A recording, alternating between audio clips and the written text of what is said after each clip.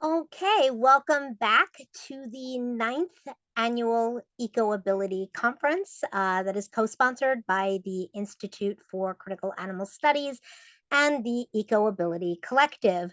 I am your host, Laura Schleifer. I am the conference director at the Institute for Critical Animal Studies, and we are going to be hearing next from Cade Brainin.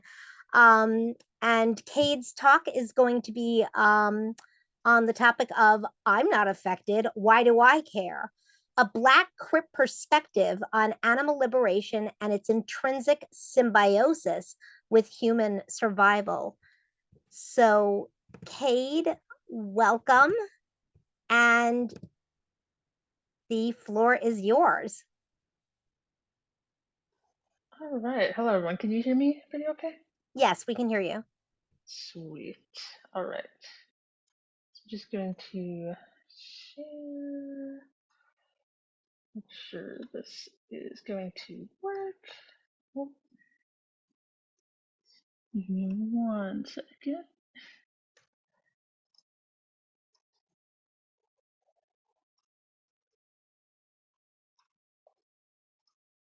Okay. Is everyone able to see this?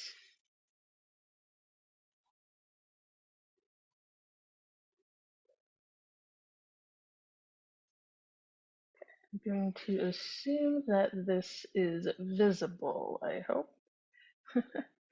Right, so as you heard, the title of my presentation is I'm Not Affected, Why Do I Care?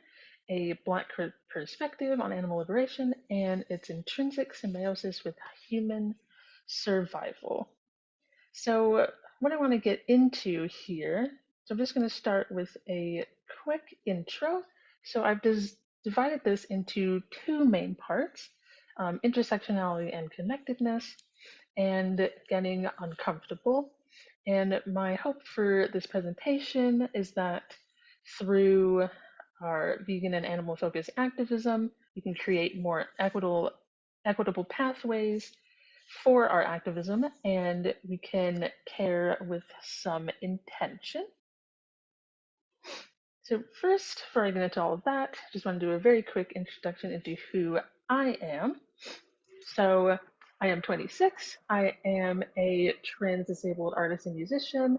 I studied piano my whole life. I went to Lawrence University and CU Boulder to acquire my bachelor's and master's in piano performance.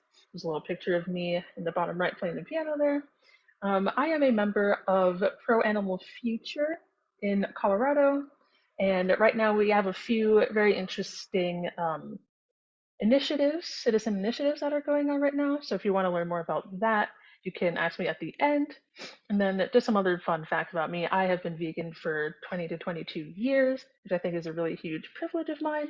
I met Neil deGrasse Tyson, and I can play keyboard with my eyes closed. I just think that's pretty fun. All right, so back to what we're all here for. So the first part about intersectionality and connectedness. So I just wanted to go through and kind of explain a few terms before getting too deep into the weeds. So the first one I want to mention is CRIP, which is part of my title. So most people may or may not know the history of this word, but it has been used as a slur toward disabled people in history, and it has been reclaimed by many in the community. But of course, that does not mean that everyone will enjoy the use of it. So, like any word that has this sort of negative connotation to it, you just have to be very mindful of the use and ask to use it within the very specific context. For example, a 2020 Netflix documentary that came out called Crip Camp, A Disability Revolution, follows the stories and experiences from disabled campers from Camp Gen Ed in the Catskills that began in about the 70s. I would actually highly recommend watching that documentary if you want some more kind of background and information about just the disability space and revolution throughout US history. Okay, so I like to think about the intersections between different social movements as a sort of synesthesia, a societal cross-wiring. So, like how synesthesia is a cross-wiring between areas of the brain that don't typically interact. For example, I am a synesthete myself. So, for example, letters may be colored to me, or sounds may have different textures that come up in my brain. So, like synesthesia, I like to think of animal rights activism may at first feel unrelated to other causes and areas such as racial justice, women's rights, etc., but they are actually very much connected. And so that leads me to the term intersectionality, which I'm sure most, if not all, people have heard this word quite a lot within recent decades. It is a term coined by Kimberly Crenshaw in 1989, and it refers to the systems of power we operate under and how a person's identities interact and play off of each other. And the idea is that the more marginalized identifiers you have, the more complex your experience of oppression is. For example, a straight white cisgender woman is going to have different interactions within our capitalist society than a black transmasculine autistic person might have. The environment someone is in and how safe it is for them will also determine which sections of their identity are put to the forefront. And for example, whether they have to match their neurodivergence to avoid judgment, such as forcing themselves to perform our eye contact that is comfortable, or maybe suppress their stimming, or speak a certain way to quote unquote sound smarter. It's also known as code switching, which a lot of BIPOC folks have to do, especially in academic spaces, which tend to be heavily white dominated. And so intersectionality is a way to combat the idea that people only have one role to fill, and it seeks to understand how each of these roles play off of one another. So, so being vegan for the animals, while it is the main goal of this movement, it should not detract from other motives. So it's not as if other things don't matter. It's understandable, and I have heard this from other activists in my space, that if someone goes vegan purely for diet reasons, they might be wary because it might be easier for that person to quit if it gets too hard without realizing the consequences of doing so. For example, until I was about 18 or 19, I didn't really have the space or knowledge for delving into activism, so I didn't pay it too much mind. But then again, over time, that same person that we might be wary of could also come around to see the animal welfare and environmental benefits as well. And that's why I believe that this movement has to be all encompassing. So we have to address the animal welfare side of it, the health side of it, and of course, the environmental benefits of it. And what I've been seeing from the movement over the years is that we've been getting better and better and being able to get other movements like climate change to engage with us more and vice versa.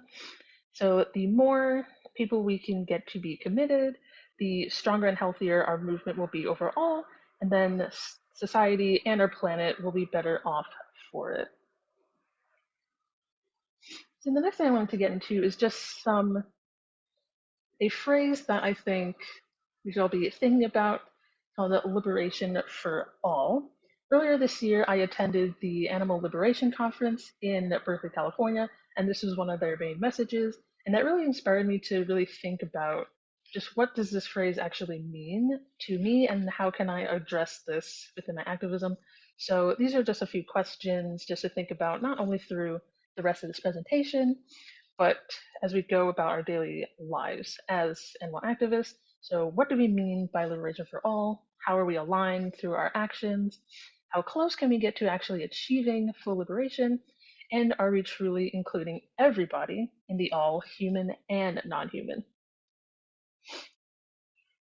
So, I just have a few misconceptions that I've personally heard, and I'm sure a lot of people have heard throughout their life as well, especially for me growing up in a Black family with a lot of Black and Latino extended family.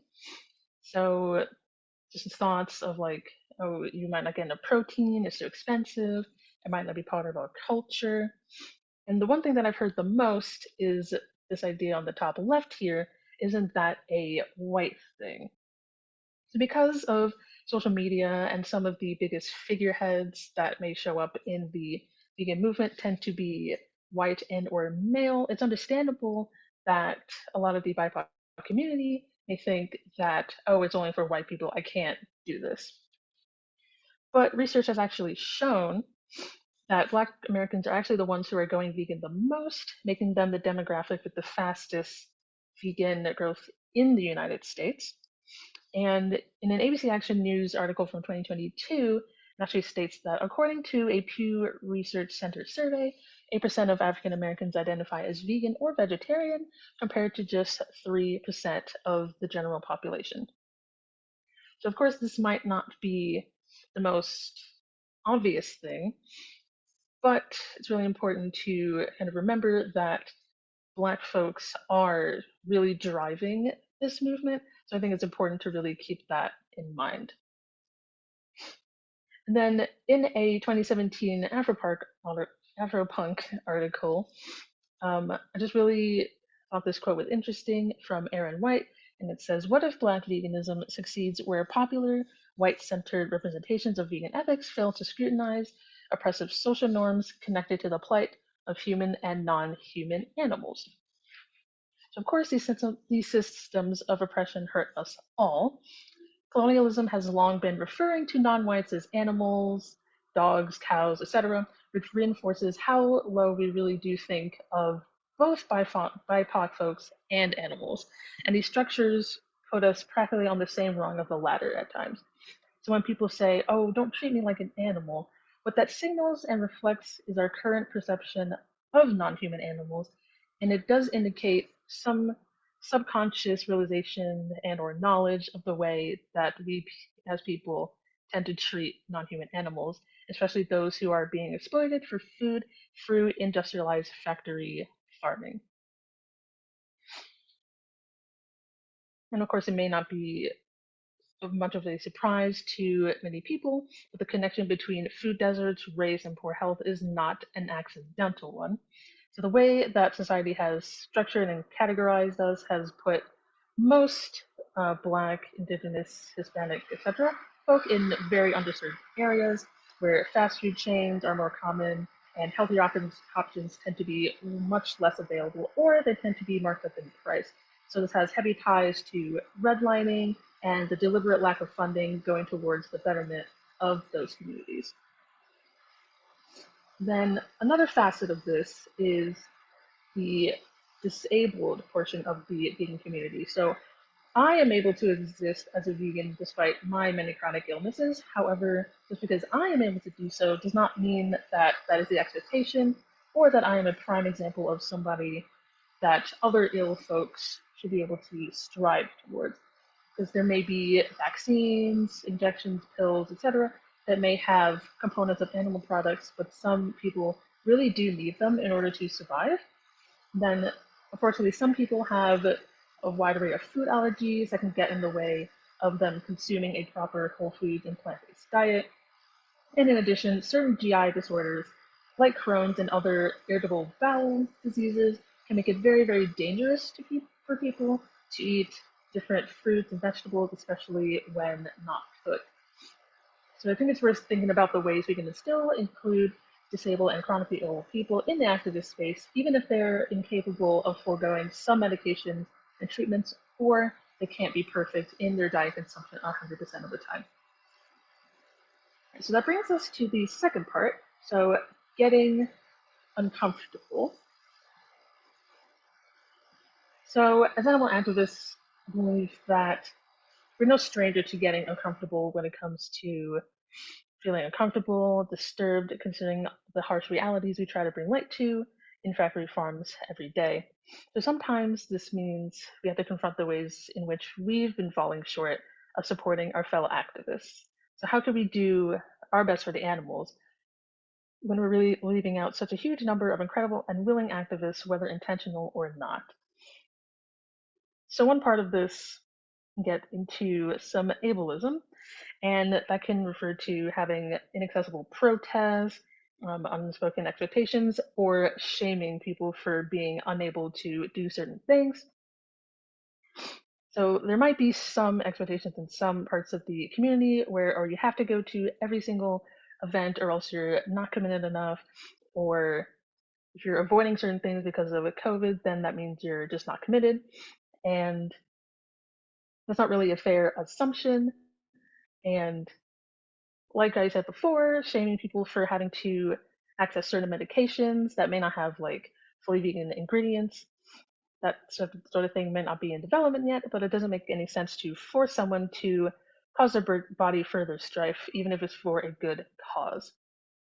So some of the ways to combat that is to require mass in group gatherings. So there are a lot of chronically ill people who otherwise are have been unable to join a lot of physical protests because they are unable to do so safely, and checking in on those activists so they don't feel too isolated from the movement, and then understanding that certain life-saving medicines and treatments cannot always be vegan or plant-based, at least not at this current time.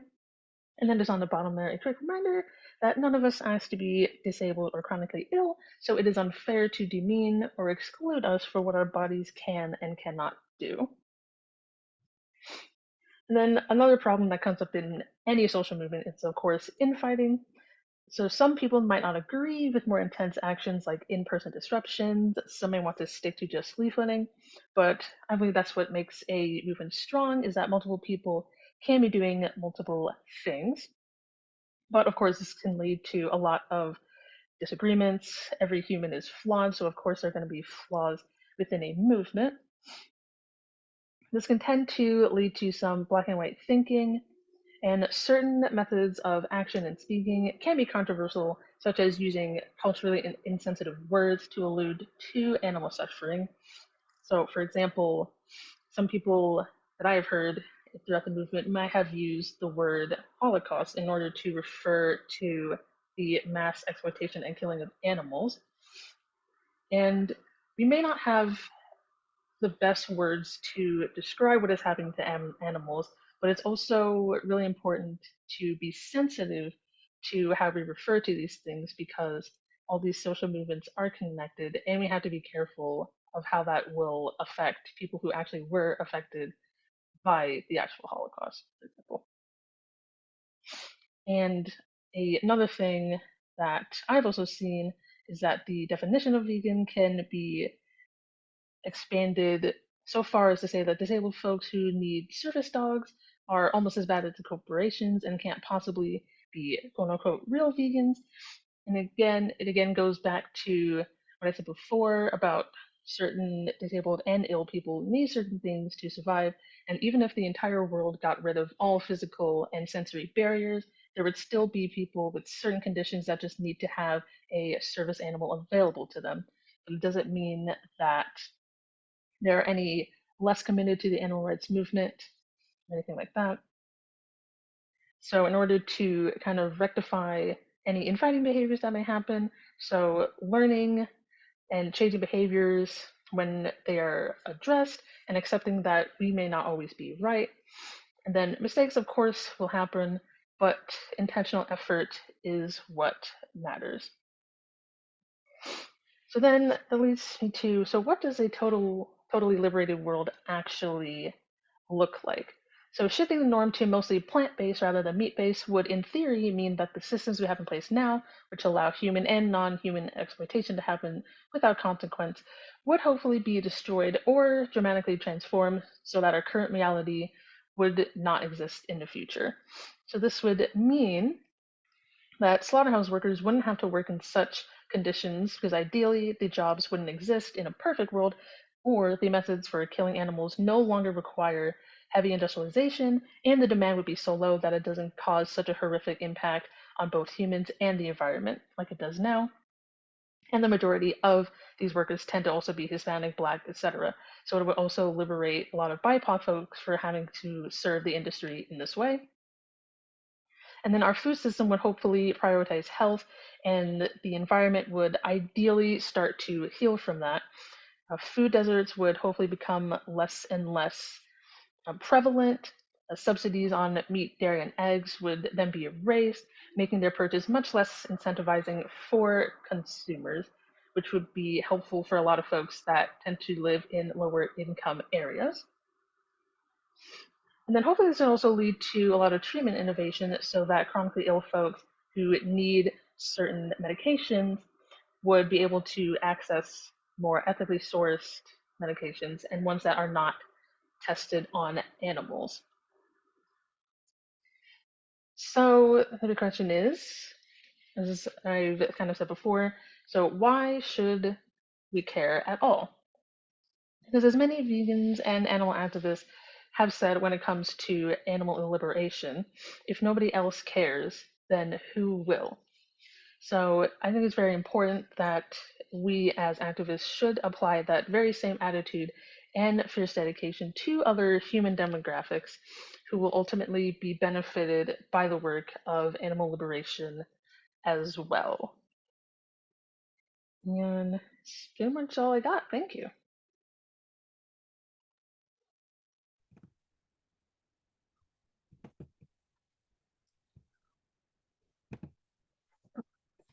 Thank you so much, Cade. That was a really excellent presentation. And I also have to apologize because I just realized that I did not read your bio before you started.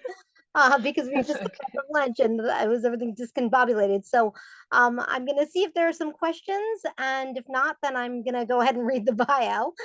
Okay. Um, and so no questions so far. So, um, of course, you did cover a little bit about your background in your presentation, but I'm going to read it anyway.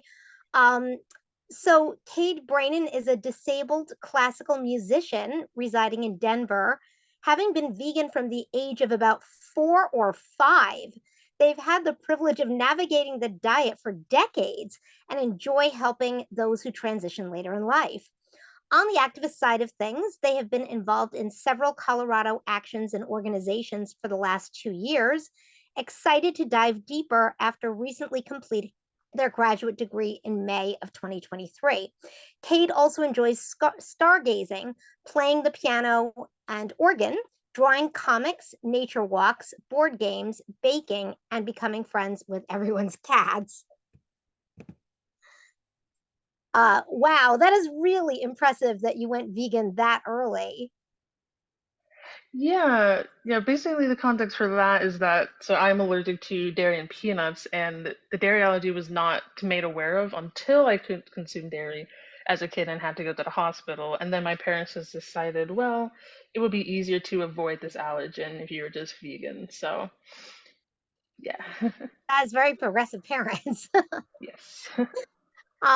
Yeah, and I mean, interesting because, like speaking of ableism, I can think of a lot of parents that would kind of be like, oh, there's something wrong with my child. I have to, find a way to make it possible for them to consume dairy. And your parents, on the other Mhm. hand, kind of really went with that and didn't resist it. So that is really great as well. So it doesn't look like we have any questions so far.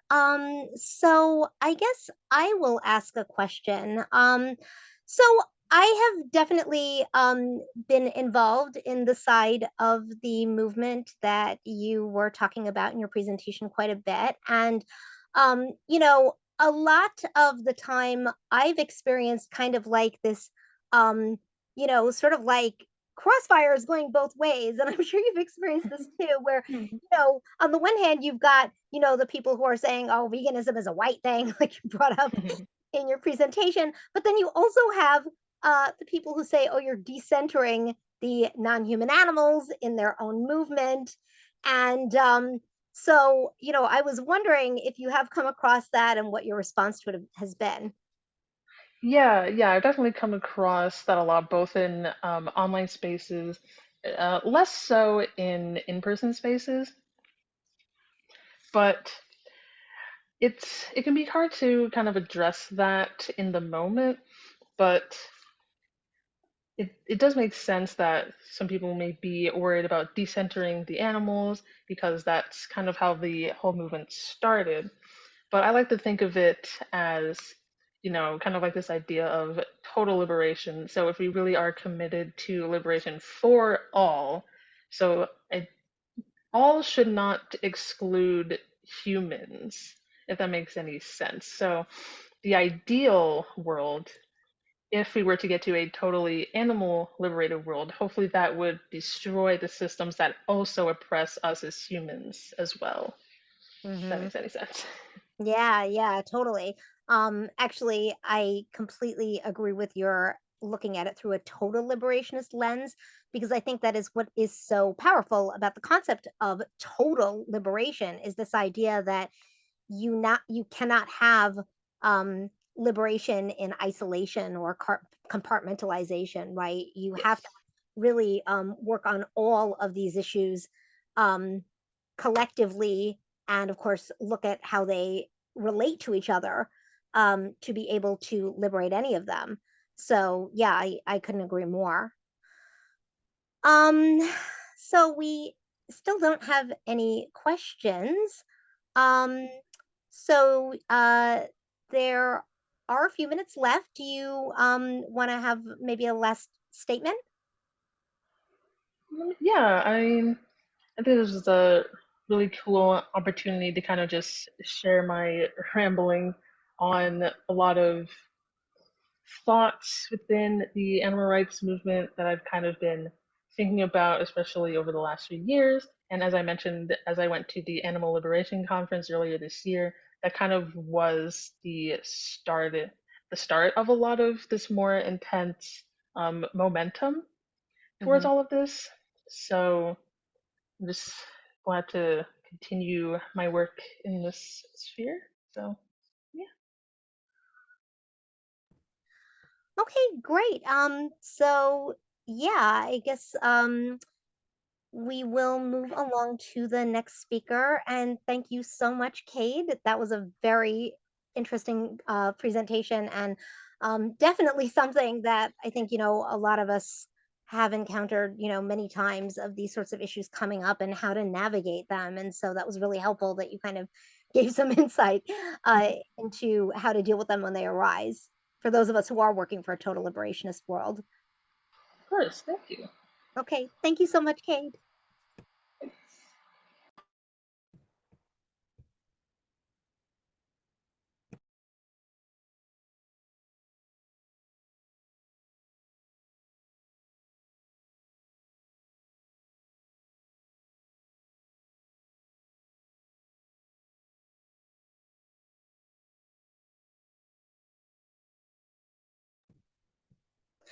Okay, so we are moving to our next speaker, which is Sarah Conrad. And Sarah is going to be speaking on sustainability resilience, centering emotional health in environmental justice pedagogy. So, Sarah Conrad is an assistant professor of philosophy at Prairie View A&M University. She is a field philosopher who seeks to creatively address wicked problems in a multi and interdisciplinary manner. As a critical pedagogue, she prepares learners to be intersectional thinkers who value intellectual life and work towards social change. Her areas of specialization are applied ethics and environmental justice studies, especially as they relate to critical theories of race, gender, and ability. Much of her research explores the potential of applying restorative practices to address the emotional and relational dimensions of environmental harm.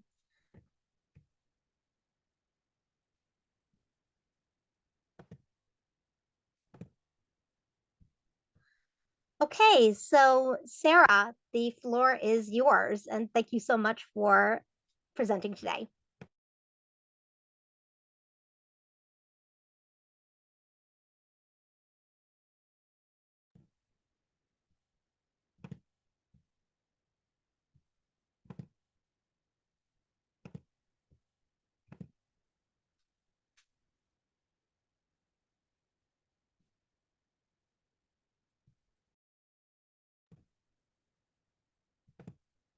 Thank you. Okay, can everybody hear me okay? Yes. And you can see my screen. Yep. Okay. All right. Um, so let me set my timer. 'Cause I want to make sure that I'm keeping to my time. All right. So sustainability and resilience, centering emotional health and environmental pedagogy. So let me give you a little bit of an outline. This presentation is an expression of theory of the flesh, which is come out of building a new program in environmental sustainability and justice program that has been funded by a new grant that my university has received. So I'm going to start by giving you a little bit of a background and context, a little bit of information about my university, a little bit of the political context in which we're working, and a brief introduction to the grant that we received. Then I want to tell you just a little bit about the program to let you know the way that it's running. The challenges as I currently see them. So some of the questions that we've been pondering as we're shaping the program. Then I wanted to talk about some of the conventional definitions of resilience and the way that I'm reframing them. And then some of the strategies for centering what I'm going to call eco-emotional resilience and environmental pedagogy. Some of the background and context.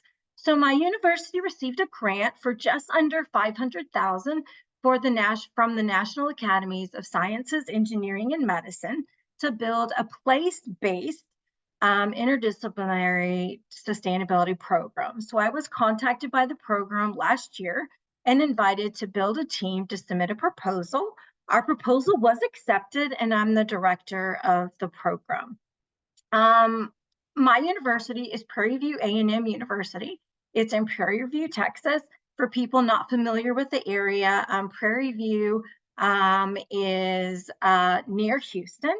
We're a historically Black college and university. We were established in 1876 as a sister university to Texas A&M University. We were created as part of the so-called separate but equal institution as a part in the Jim Crow era. The location of the university was built upon the former Alta Vista plantation. I am my positionality. I am white. And so as a white professor and a director of this project at an HBCU, it is complex. I do have some cognitive dissonance many times. I view myself as an ally at this campus who is there to listen, learn, and partner with others. Everyone else on this project does represent the composition of the students on this campus, but I do want to state that, and that is a complex and fact to this situation. Another complex fact to the situation is while we were writing this proposal, Texas passed new legislation banning diversity, equity, and inclusion education. So while our program wrote that we were going to promote diversity, equity, and inclusion, Texas banned all committees, positions, and offices on university campuses that focus on multicultural education and serving specific minority populations. So all offices, positions, and anything that focus on serving specific minority populations had to be eradicated by January 1st. So that is also a specific issue that we're facing while we just established this program. But that is just a side thing that's going on. Okay, brief description of our program. The benefits of this program for our students is it's going to give us money to bring scholars on our campus to conduct seminars. It's going to allow us to purchase equipment such as drones for students to do research projects on direct changes in the local environment. It's going to cover summer stipends so our students can volunteer with local nonprofit groups. Many of our students cannot afford to do a long-term volunteer project. They cannot afford to not work a summer job. So it's going to be able to cover the cost of them foregoing a summer job so they can work with a local environmental justice group. We're going to be able to send them to yearly conferences to present the research projects, and it's going to allow us to do a lot of things like art exhibitions, book clubs, etc., that are going to focus around environmental justice, animal liberation, and climate change. We're also going to build a new minor as a part of the program. The philosophy of our program, just to briefly introduce it to you, the transformative parts of our program is going to focus on decolonization and re-inhabitation.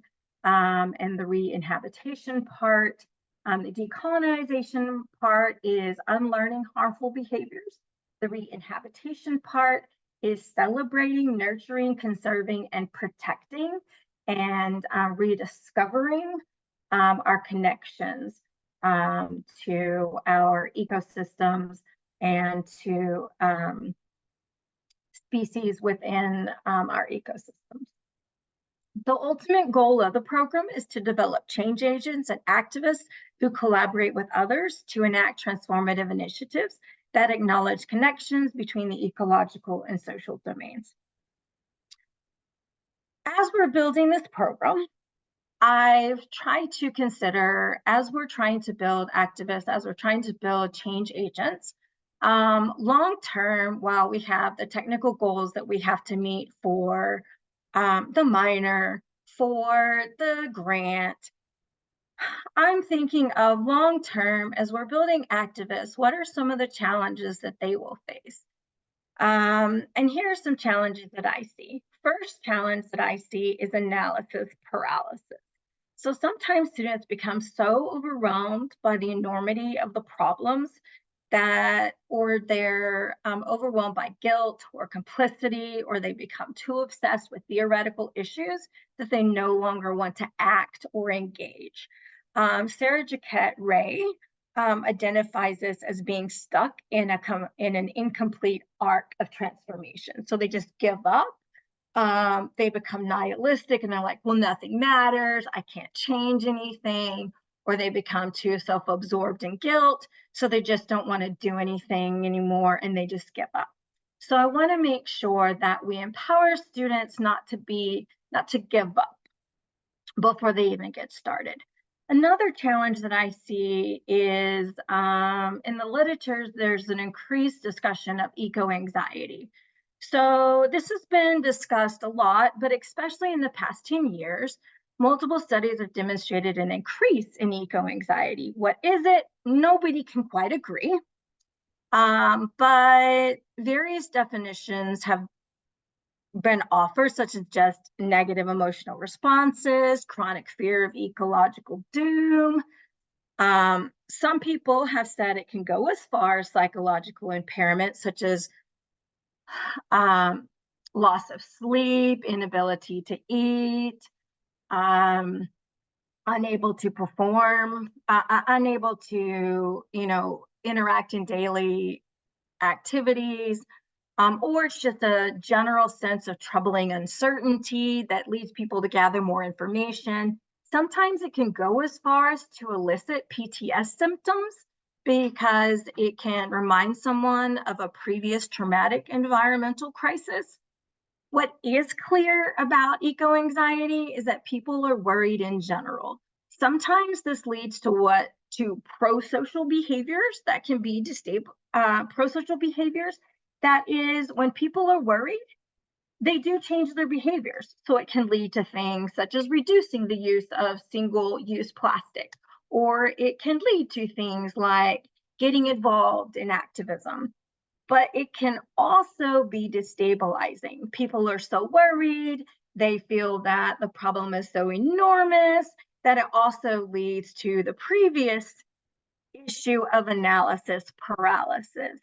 So eco-anxiety can also lead to inaction. Another issue that I see that can be a problem for activists is the ableism and the self-injuring narratives about the valor of exhaustion. And in the previous presentation that we just saw, we had some of these messages as well. So Marisol Cortez talks about this, that a lot of community work is grounded in the assumption that people have to give 150% to the cause.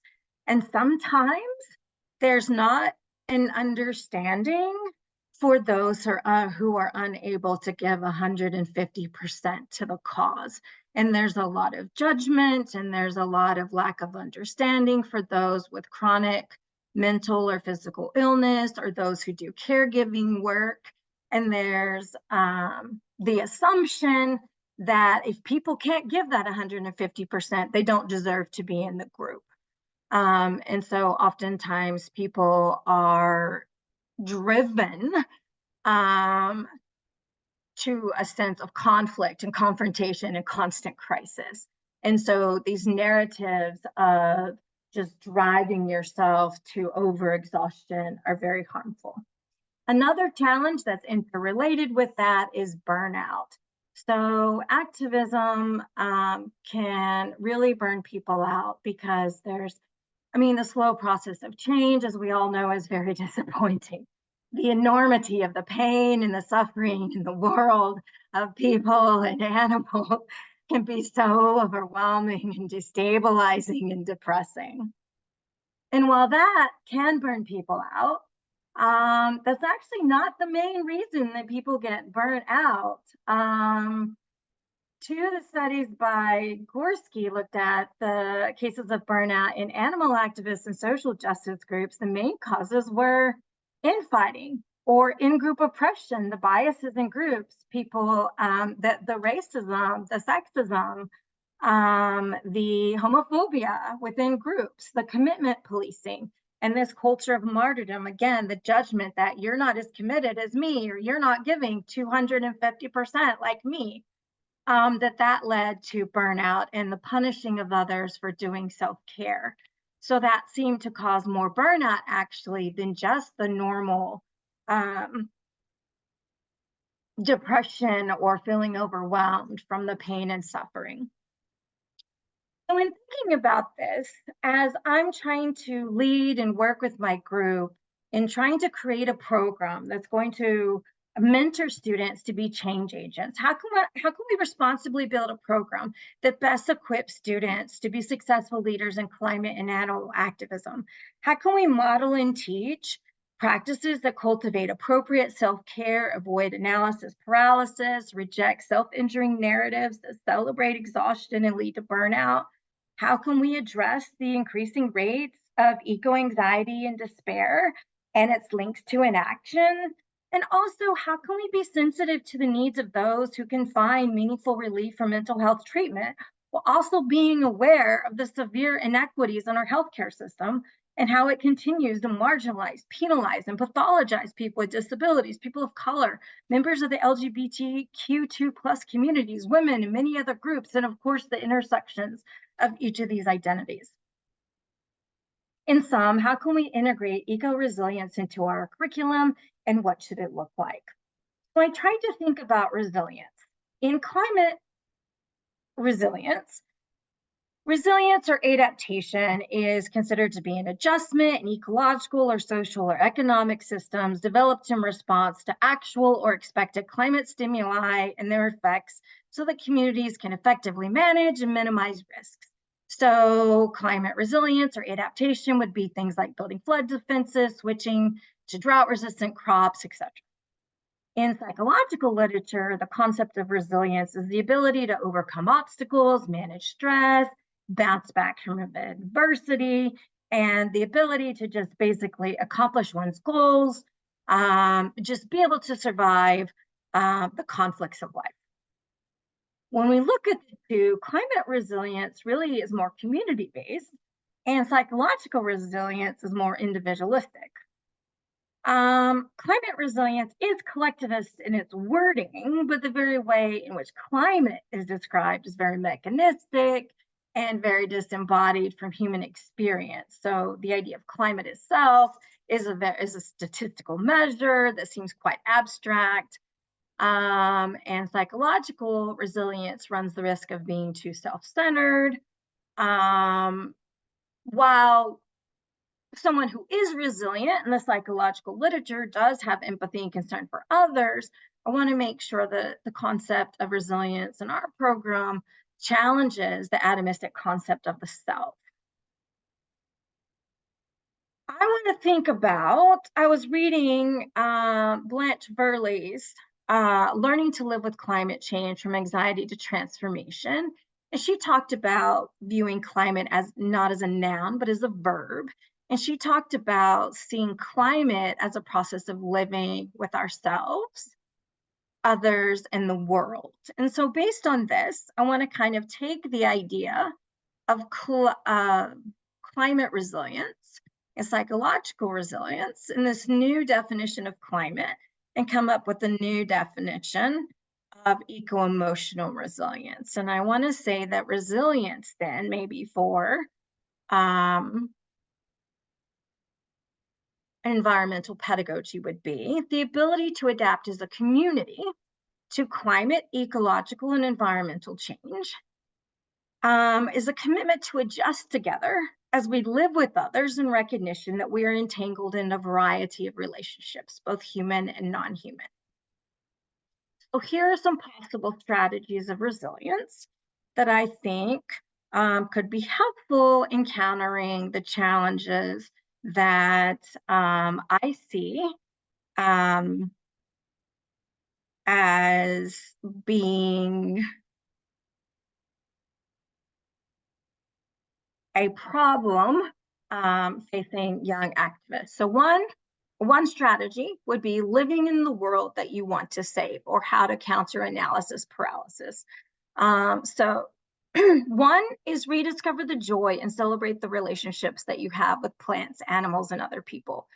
So I borrowed this from Sarah Jaquette Ray, and she recommends this as a remedy to overcome the incomplete transformation arc,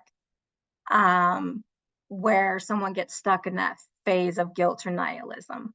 So instead of thinking that we have to sacrifice all joy and feel guilty for experiencing any pleasure, the idea is to remember what we're fighting for. If we're trying to save the world, remember what we're trying to save.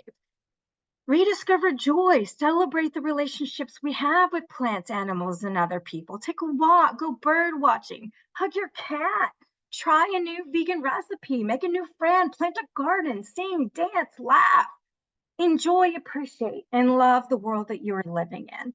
Another strategy is cultivate spaces to honestly share. So this is a way to counter eco anxiety. So the idea would be that in our program and in other programs I recommend, providing spaces for students to share in person, in writing, through art, their stories of accepting and living through the anxieties of climate change as a means of resistance. So allow them to collectively share their fears, their frustrations, their guilt, their mournings, their hopes, etc., as a way of channeling these feelings into collective action. And model honesty by sharing the times that we've been lost, that we felt helpless, that we've worked through these feelings. Demonstrate how healthy expressions of emotions can aid rational problem solving. So break down the false dichotomies and hierarchies of reasons versus emotion, and promote the value of emotional intelligence and working together as community towards social change.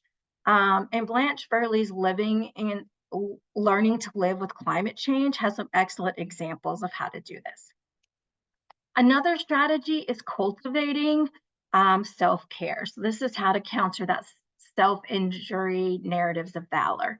Teach and model the concept of taking secular Sabbaths. One thing that I do at the beginning of each semester is that I tell students how I don't grade or check emails on Saturdays. That I take a secular Sabbath. I tell them it's not religious reasons for me, although a religious Sabbath is fantastic and a completely legitimate form of Sabbath. For me, it's not religious, but I model to them that it's important to take a day off and do good things for yourself, and teach and model accountability and remind one another that the resilience is the ability to adapt and commit as a community. Remind one another, we're a part of a group and the work won't stop if you take a nap. So you rest today while I do the work, and I'll do the work tomorrow while you rest. And teach students to recognize and reject, again, false dichotomies such as self-care versus care of others. I take care of myself so that I can take care of others, and selfishness versus selflessness. Finally, another strategy would be to cultivate and model compassion. Um, Teach and model the phrase, be less right and more in relation. Um, Cultivate compassion for the self and for others. When we mess up, maybe one day we didn't show up because we were lazy. And if we did, then say, you know what, I could have done more today, but I'll do better next time. Beating up on ourselves isn't actually going to help the cause. So be kind to ourselves, but also be kind to others. Apologize, listen, learn. Also reflect on our privilege and ability. And be careful about judging what other people are going through, and be careful about policing people's commitments. You don't know what's going on in other people's lives. And also practice and model epistemic humility. We all have things to learn every single day. Um, the other thing is to be mindful. Climate anxiety and its impacts on other people, and be advocates for other people's behalf.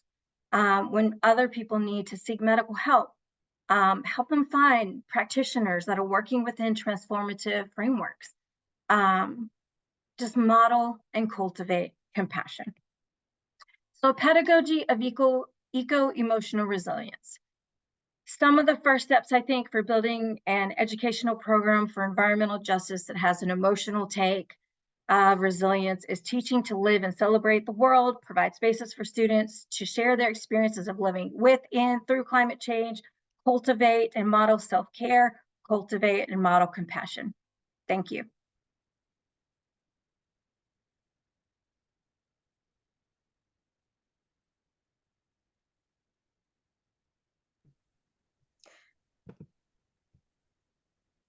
Thank you, Sarah. So that was very interesting and a lot of stuff that I think a lot of us can probably relate to on one level or another. Um, the solipsism, the burnout, the infighting. I mean, there were like so many things that I was listening to in that presentation, and I was like, oh my goodness, I can really relate to a lot of this. Um, so I don't think we have any questions so far. So I'm going to ask a question while we're waiting for some questions to come in. Um, and so my question is, I am wondering, what role do you think veganism plays or can play in kind of revitalizing people's sense that they can actually do something about climate change, that they're not powerless, that they don't have to just wait for those in power to take action, but that they can actually do it themselves? Do you feel that that is something that can play a role in that way? And if so, how? Oh, absolutely, because you're making a change in your daily life right now, today. And you're making a change in reducing suffering. And I mean, you are reducing the suffering of animals, you're showing kindness today, you are making a small impact in climate change. You are, you know that you are doing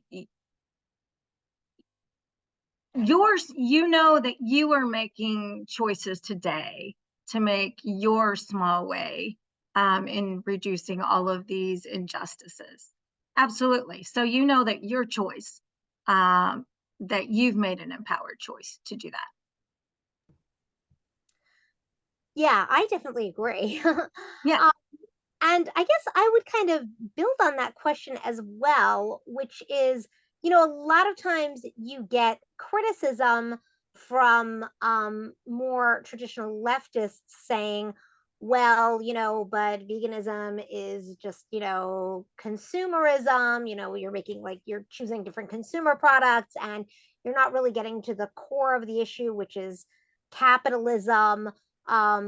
Basically it's very individualistic, and it's basically kind of a feel good measure that makes maybe the person who is practicing veganism feel like they're doing something, but they really aren't doing anything.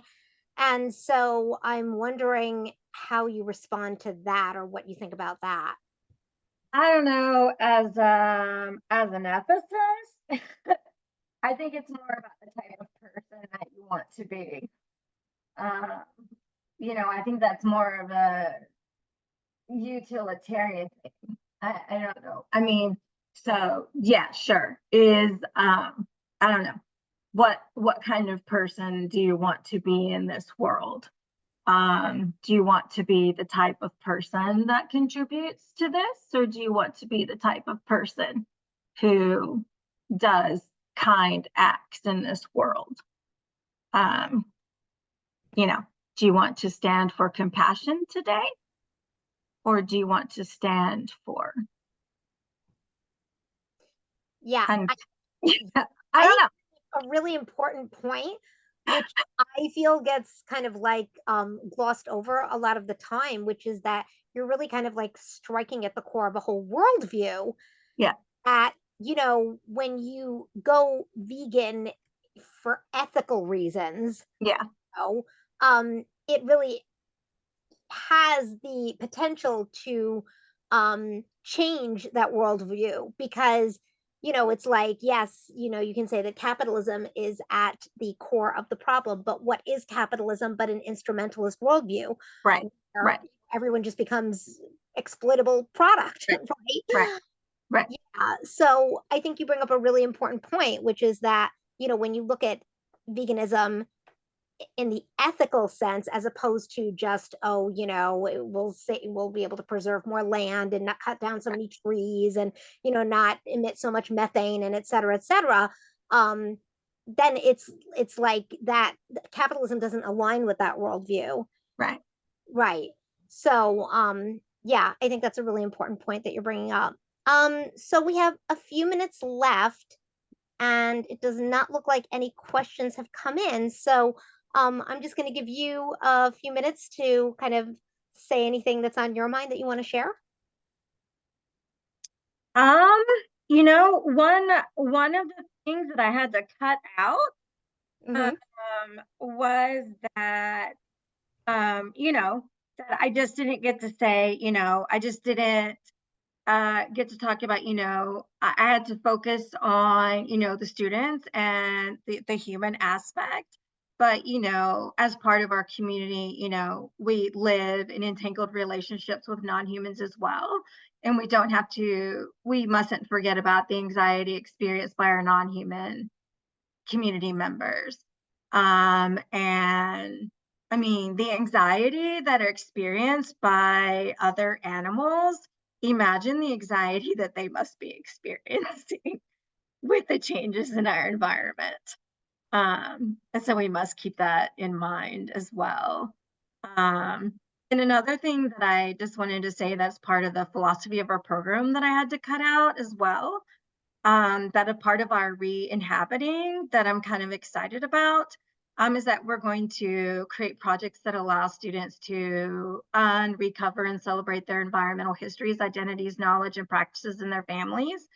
We're going to start by reading firsthand collections of stories about African American environmental heritage and Black Earth wisdom. So we're going to start by reading the histories of Black environmental histories, and then they're going to be collecting histories from their own families. So we're really excited about that. So that was just something I had to cut out because I didn't have time. But anyway. Thank you. That is extremely interesting. And actually, I don't think I've ever really heard that put in that way before of this question of how climate change is not just affecting non-human animals physically, but also how it's affecting them emotionally. You're right. I mean, this issue of anxiety, they don't have any shelter from the elements. They are completely living within nature. So, the magnitude of that, yeah, is probably even many times greater in many ways than it would be for humans, especially humans that have more protection from the elements, because not all humans do. Um, So, yeah, thank you so much, Sarah. That was really, really interesting and thought provoking. You.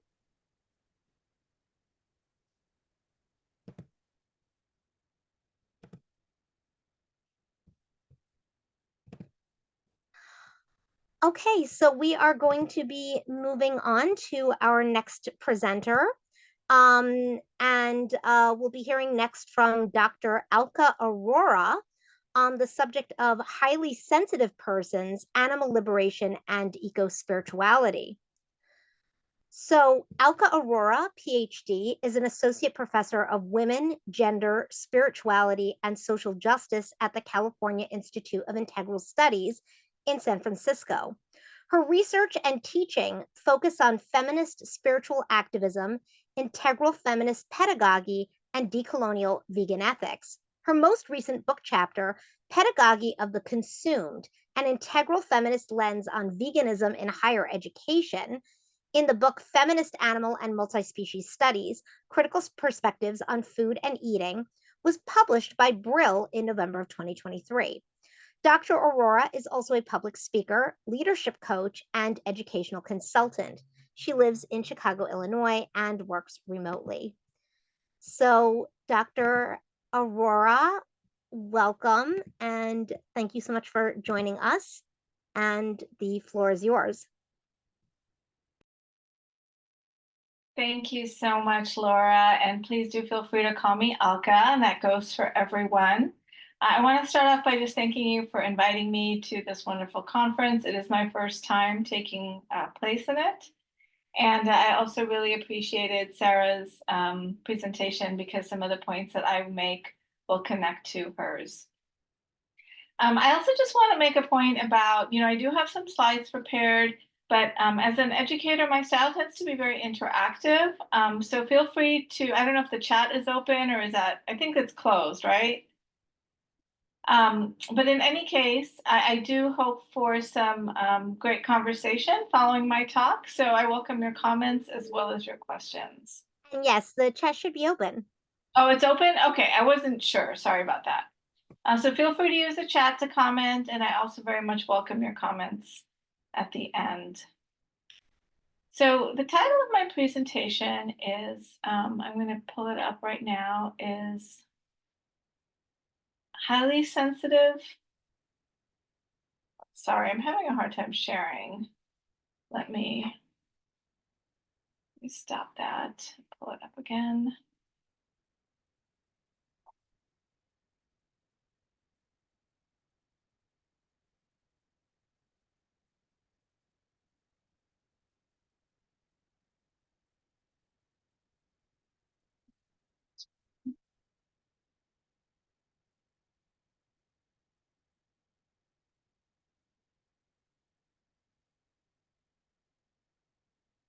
Okay. A little bit of technical snafu here, but I'm ready now. So the title of my presentation is Highly Sensitive Persons, Animal Liberation, and Eco-Spirituality. I wanted to preface this by saying that some of the findings that I'm going to be sharing with you, some of the research is a new area for me. So this is not an area where I would say that I am an expert on HSPs or even in the field of eco-spirituality, although I have studied that to some extent.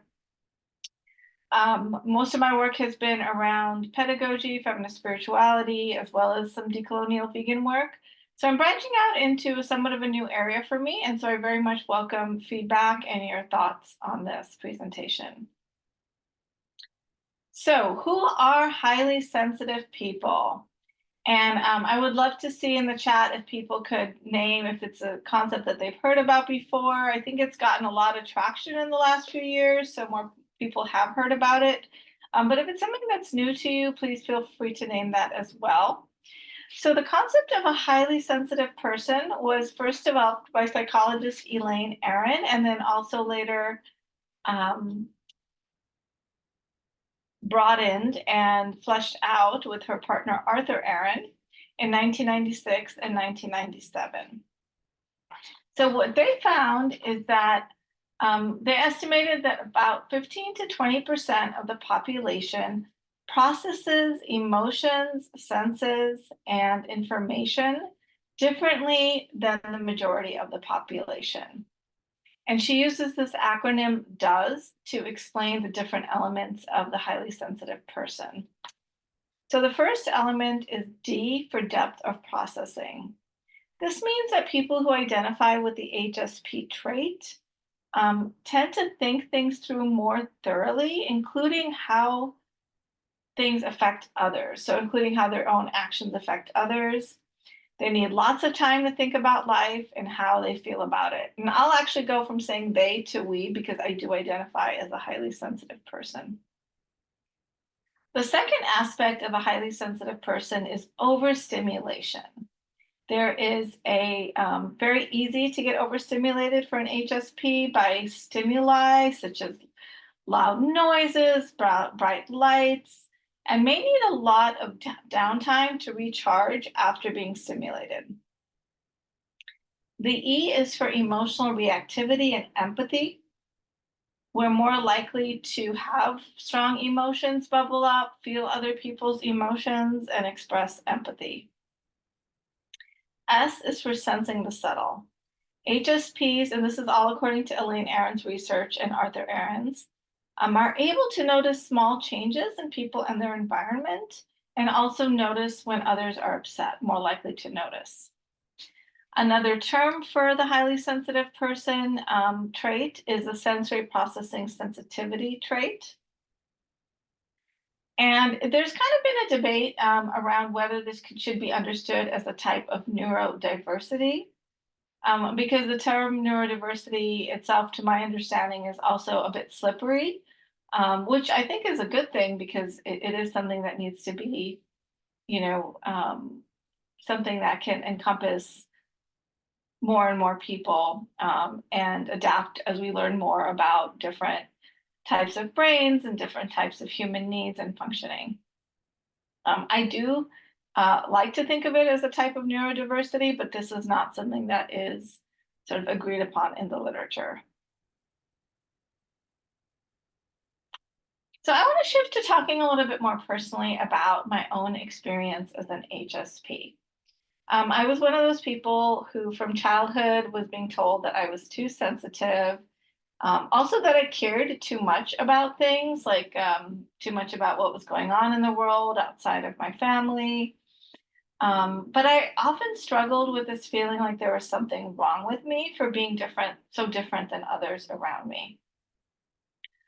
For needing more sleep, for being more disturbed if my sleep was disturbed, for having a harder time kind of jumping from activity to activity without transition time, being affected by bright lights,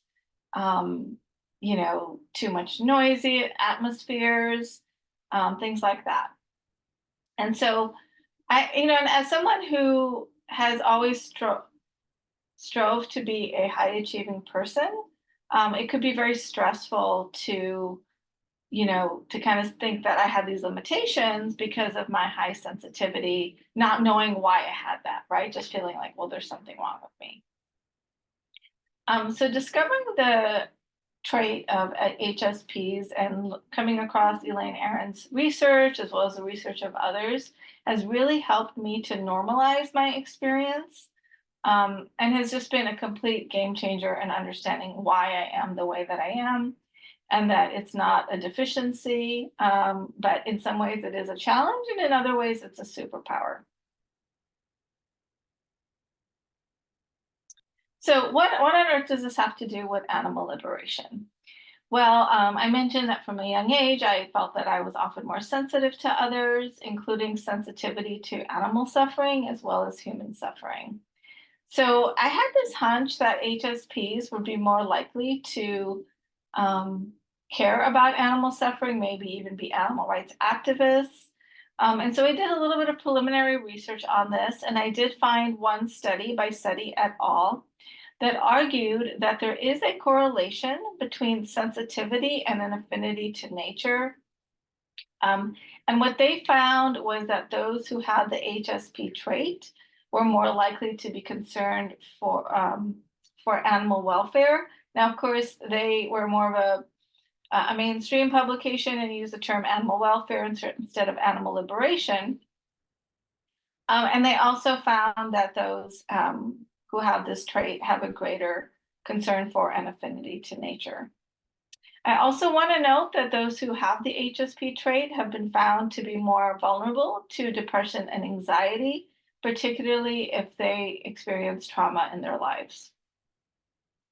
And author and therapist Shiri Raz has argued that in her work, working with vegan clients, finds that vegans are more vulnerable to depression and anxiety.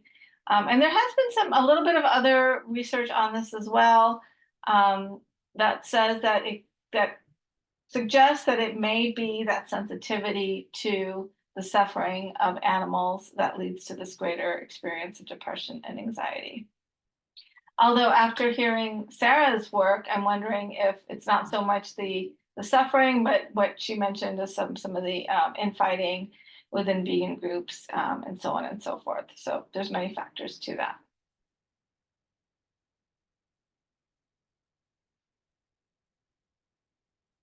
So what are we to do with this reality?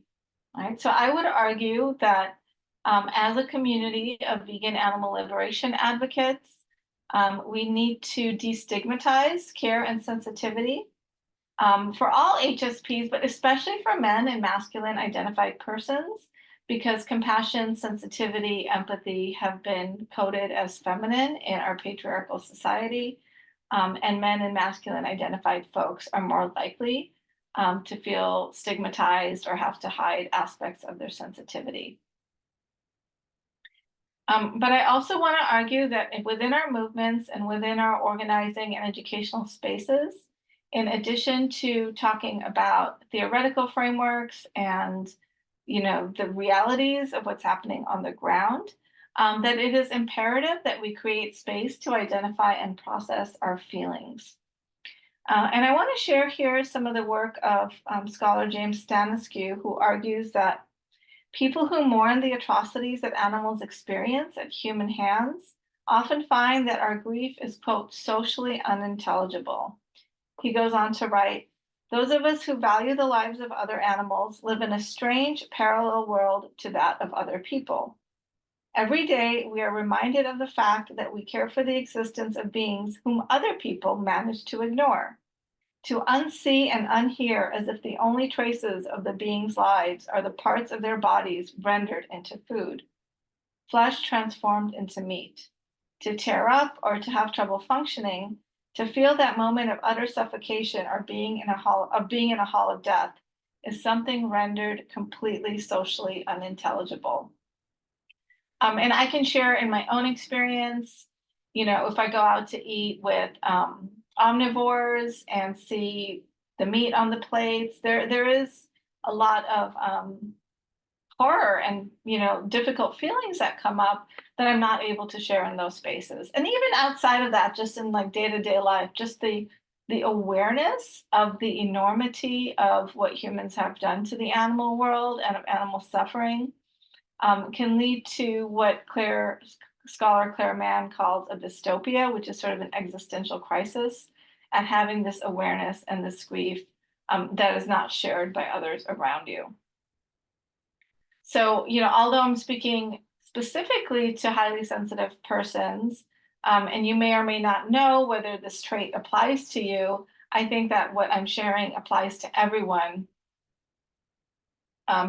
who cares about animals and is involved with animal liberation, although the intensity of the emotional feeling might be a little bit more intense for those who are HSPs.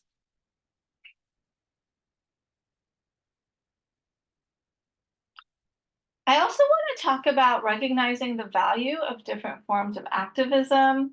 I really appreciated in Sarah's presentation, she talked about sort of certain expectations for people doing social justice or animal justice work, being able to give 100%, to do any and all necessary.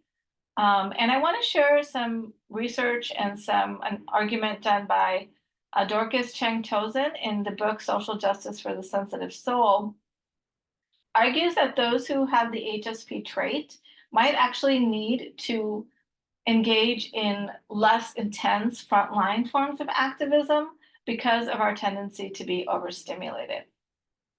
I know for me personally, I have chosen to go on the path of education, being an educator rather than another type of activist, because it works more with my temperament.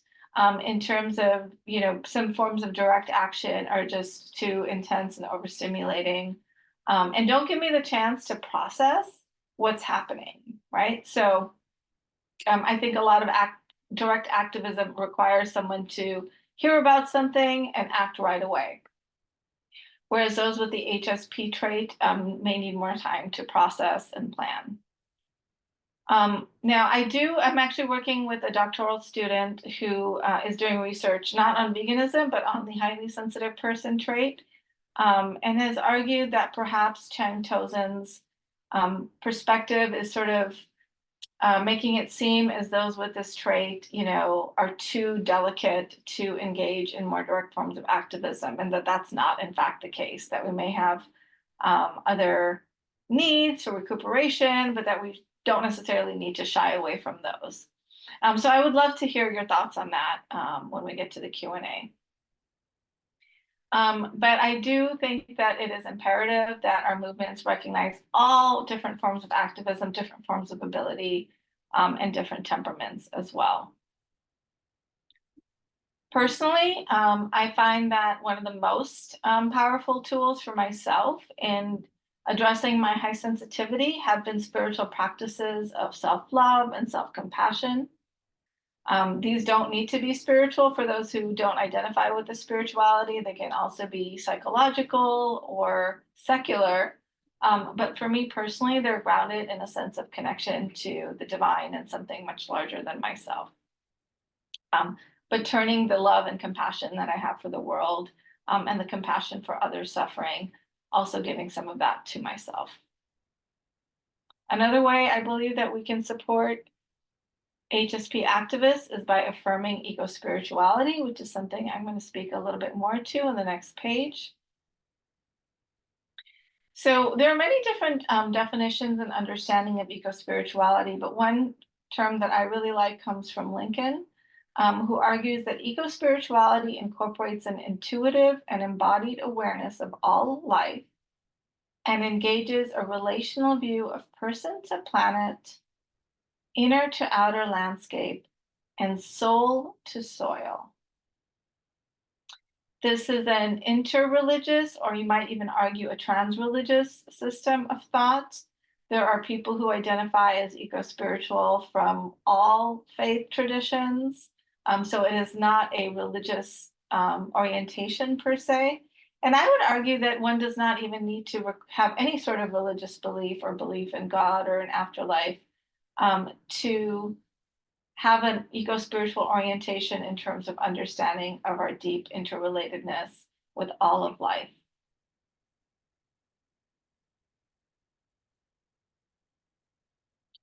So how does eco-spirituality relate to the concept of the highly sensitive person and animal liberation?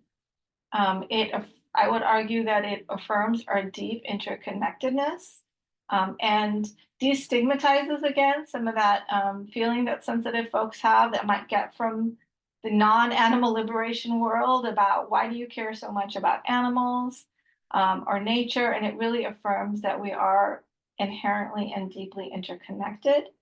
On a practical level, and I have found this to be very true for myself, when I feel overstimulated, when my emotions, when I feel a lot of grief or a lot of, any strong emotion, that spending time in a more natural part of the world, I'm very fortunate to live near woods, even though I do live in an urban area, that grounding my energy in nature can be deeply, deeply restorative. And there is a lot of research that it's restorative for all folks, but that HSPs might especially benefit from that.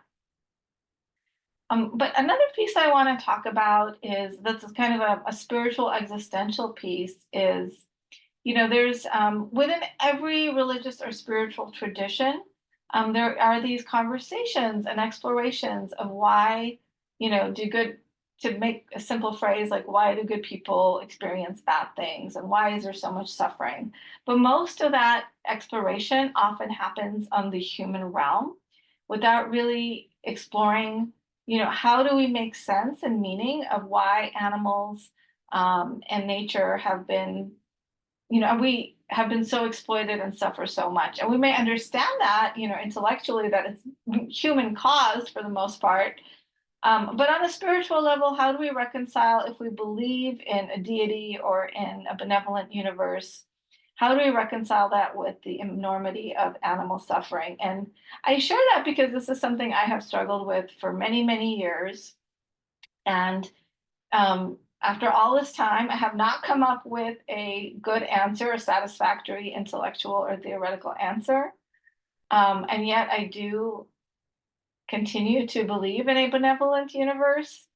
And so for me, my spiritual practice around this has been in allowing and letting go and moving from that intellectual questioning and grappling to more of my heart center, to just allow myself to feel the grief of what is the reality of our world, but also to feel the love in my heart for all of creation. So moving from head to heart as well as to feet. And I use feet in both senses there, both putting my feet on the earth and grounding in that energy and finding peace and solace there. But also I use feet in the sense of taking action and not being stuck in that intellectual or existential space, but actually being willing to take action that's born of compassion. And those are some of the things that have helped me as an HSP devoted to animal liberation.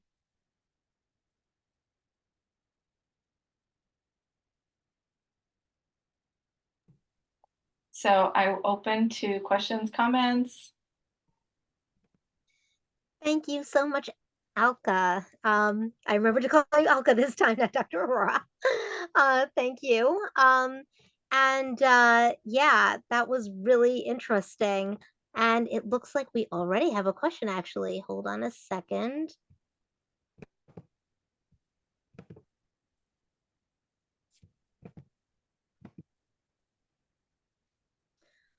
Okay. Um,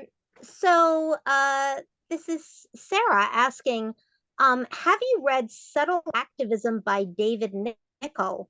If not, she highly recommends it, and she thinks that it would align with a lot of what you covered in your presentation.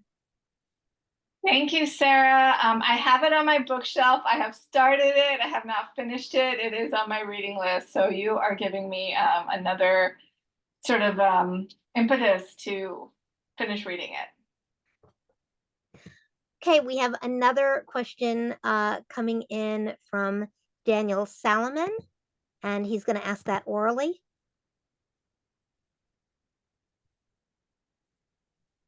So Daniel, you should be unmuted. Yes, two questions for you. One is that I'm at the field work stage, field paper stage of my PhD program, and one of my specialties in urban studies, other than critical disability, is the environment, which is so broadly defined in urban studies. It's really hard because you have to come up with these subfields. And I've been discovering a body of knowledge of conversations that I want to be in, but I'm having trouble pinning it down to a single field. And you're calling this eco-spirituality finally gives me a language to have this whole body of literature that I've amassed over years.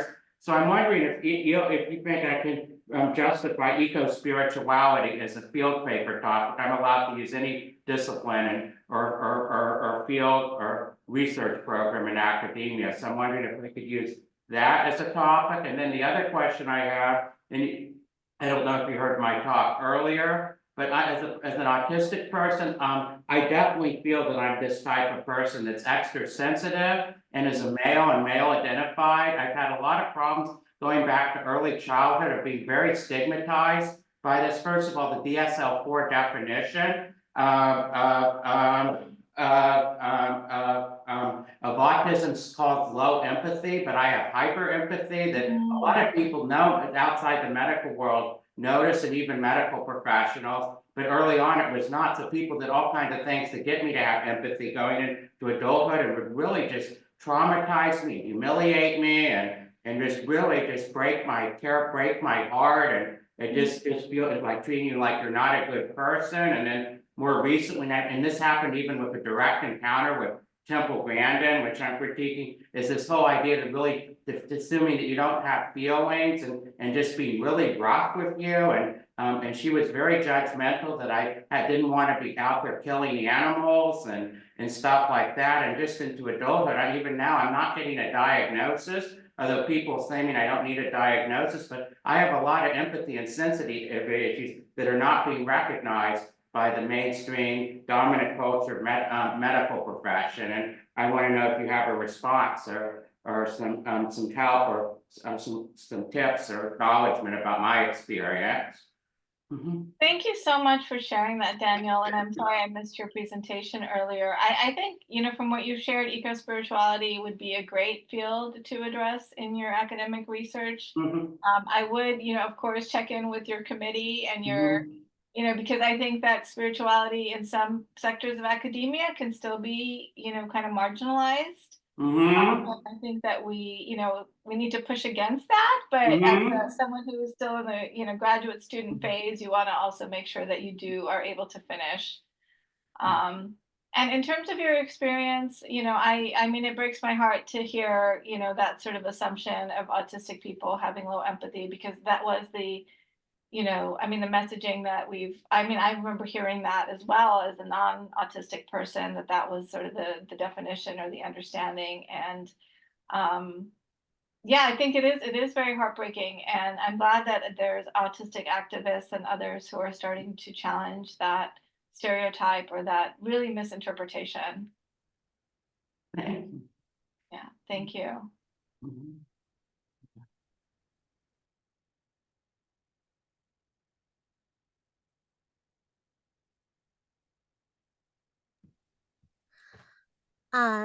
Thank you, Daniel. So let's see if we have any other questions. It doesn't look like we have any other questions, but we do have a few minutes. So Alka, do you want to share anything else? Yeah, I mean, if folks don't have questions, like I said, this is a new topic that I'm speaking on. I haven't spoken on it before. So if folks have other ideas or thoughts about your own experience as an HSP, I'd be very curious about it. I also want to share, the publication I was mentioned in my bio is an open access. So if anyone is interested in reading that, I don't talk about HSPs in there, but I do talk about how we care for students and for educators as we're teaching about veganism. So there is some overlap there. And after my Q&A is over, I'm happy to put a link to that book in the chat.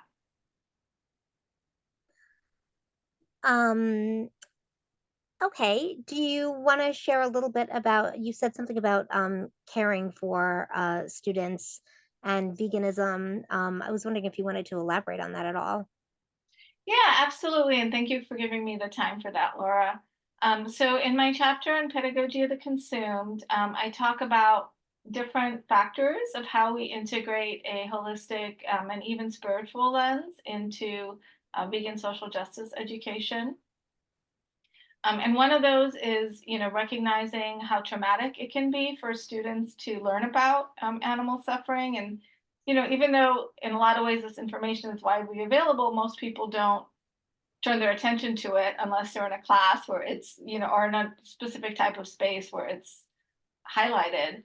And, I've taught in the field of women's studies for a long time, and it was really interesting to me because even though I try not to show the goriest or most graphic stuff in my courses, I've had students say that that learning about it brought up traumas that were more intense even than learning about like the oppression of women or other forms of oppression. So that got me thinking more about how do we create spaces for healing and grieving together as a classroom community. So that is one of the things that I talk about in that chapter. I also talk about how do we address the realm of religion and spirituality in courses on animal ethics, recognizing that everyone has a different belief system and honoring that. but that for most people, a lot of their ethics do come from their religious or spiritual traditions. And so if we don't acknowledge that, we're kind of leaving a void. Because you can say whatever from a secular viewpoint, and they're going to say, well, my church or my this or my that says that it's okay. Right. And so I bring in, and of course that can be debated in any tradition, but bringing in scholarship from different religious viewpoints so that students who identify with a given religion can see that there are others in that tradition who are pro animals. Right. Right. I also talk in that chapter about, intersectionality and how to, center non-mainstream, non-white voices in conversations about veganism, as well as about, shifting conversations away. Because sometimes when you talk about diet in a class, then people can start talking about weight loss and, like, is this good for weight loss or bad for weight loss? And like shifting away from any kind of fat shaming or that kind of discourse in the classroom. Yeah, absolutely. Yeah. Okay. We have one more question coming in, but we are running out of time. Yeah. Maybe I can just respond to them in the chat if I hear it, and then we don't have Yeah, to time. that would be great if he could type it. Hold on.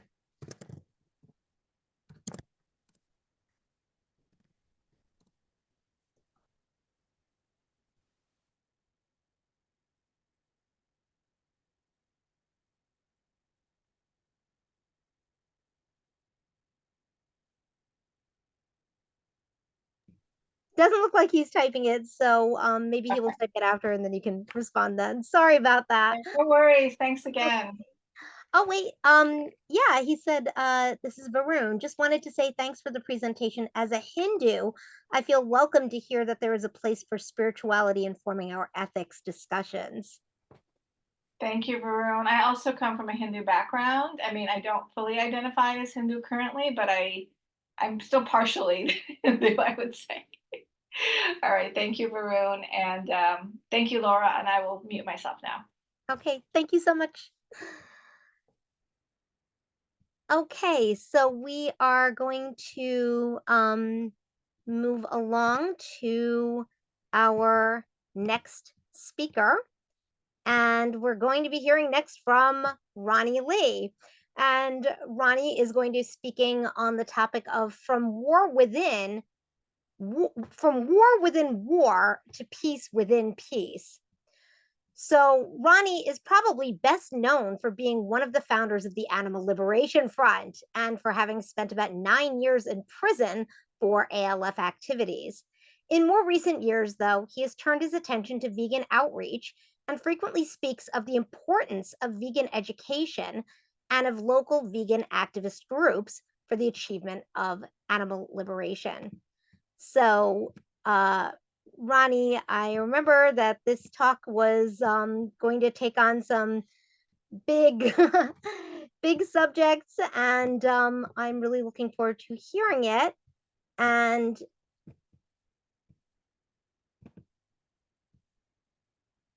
hold on one second.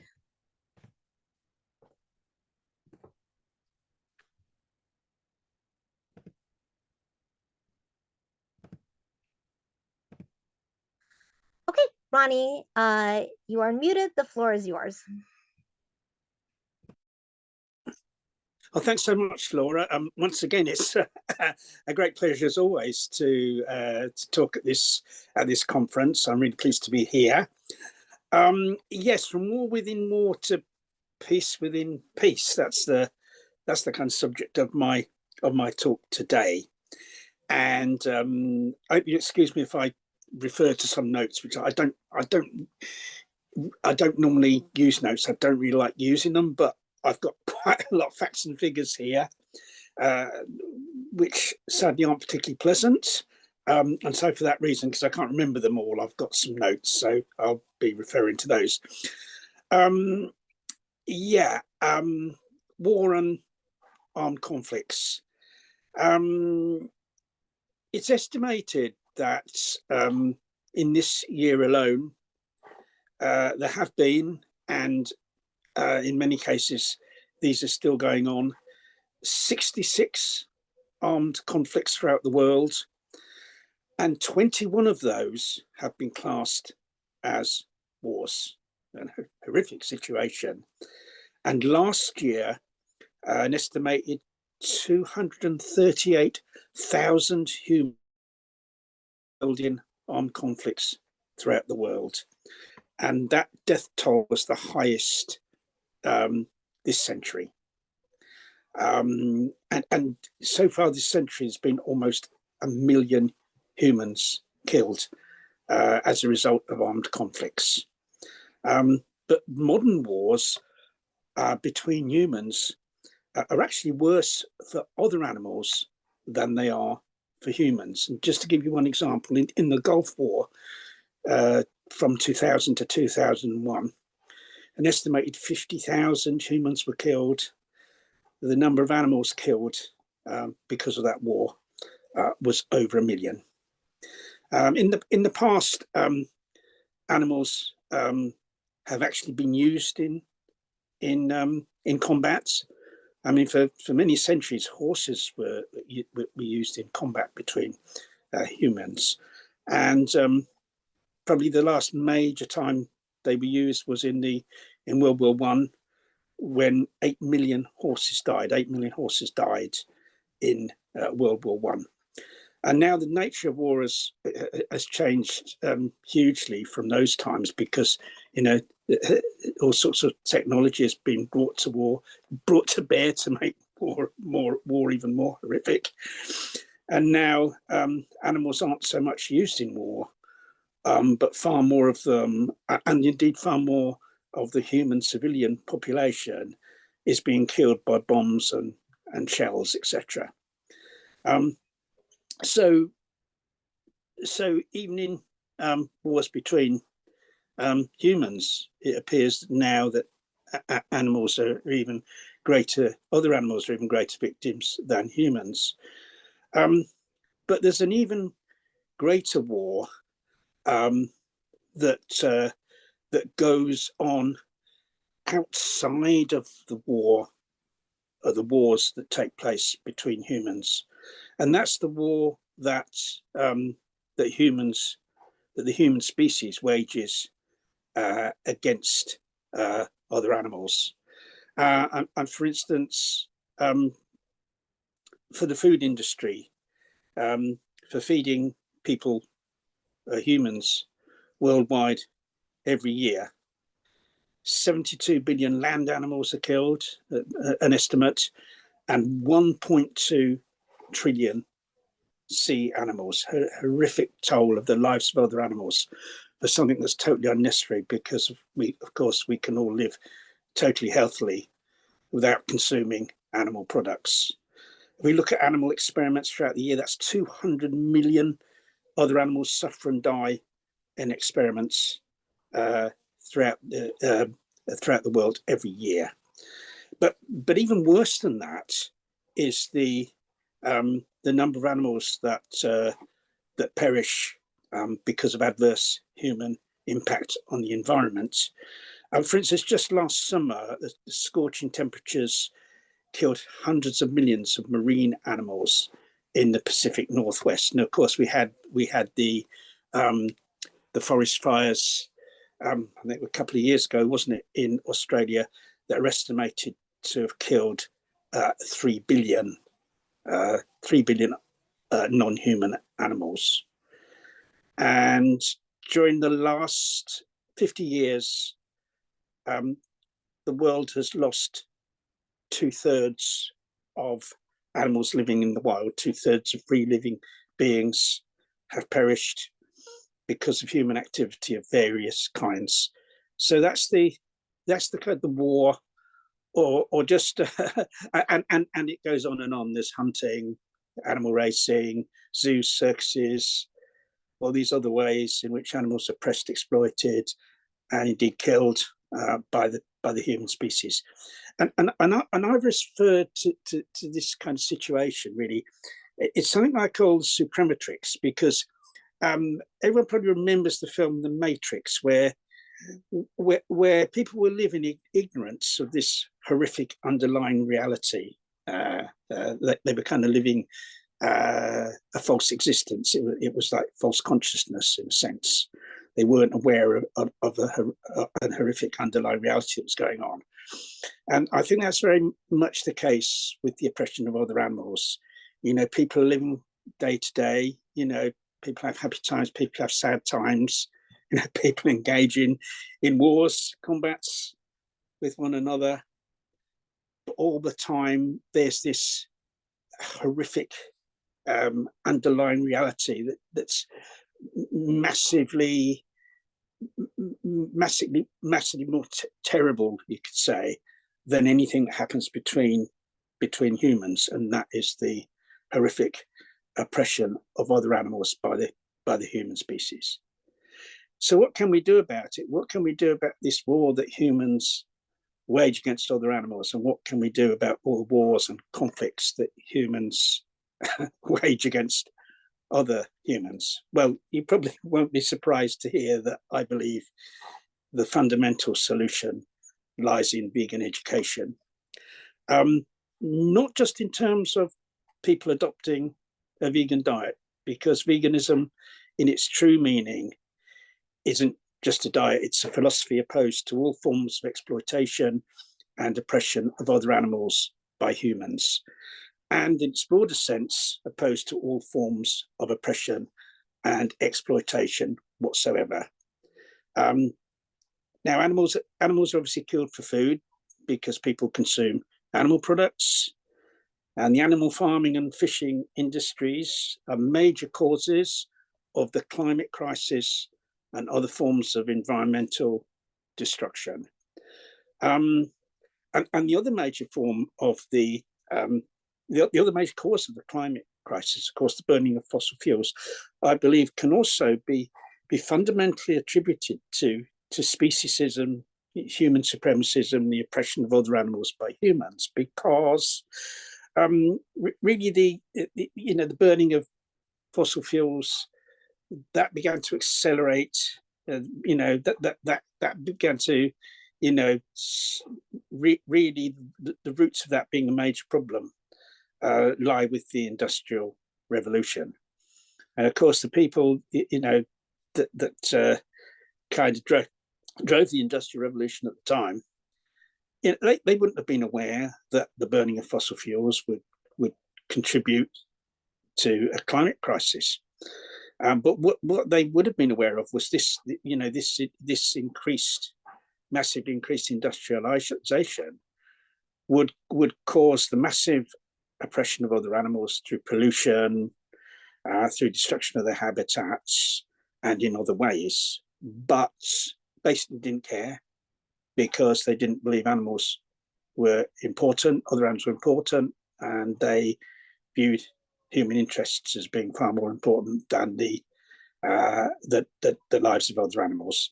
So for that reason, I believe that even the contribution of fossil fuels, burning fossil fuels to the climate crisis, can be very much connected with speciesism. Now, wars between humans are fundamentally caused by one group of humans wanting to oppress or exploit another.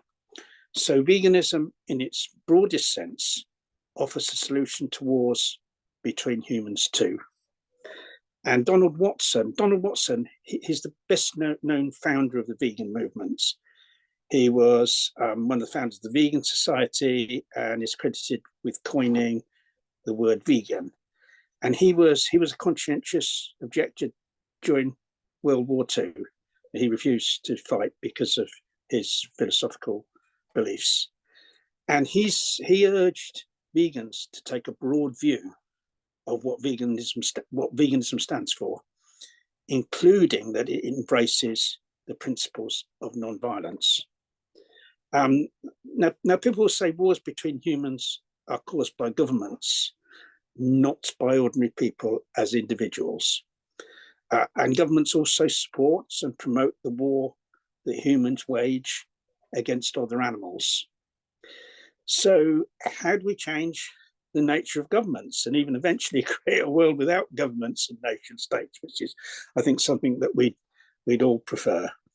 In order to do this, we have to change ordinary people. We need to remember that in so-called representative democracies, governments are elected by ordinary people. Governments, they're not imposed from the sky. They're actually elected. Ordinary people vote for them. And even in other political systems, no regime would survive if there were sufficient opposition to them from ordinary people. So changing the mindset of enough ordinary people can totally change the culture of society and the nature of the administration. So what are the practicalities? How do you go about doing this? Well, fundamentally, far more vegans need to be involved in outreach everywhere, because it's only us vegans that educate others to become vegan.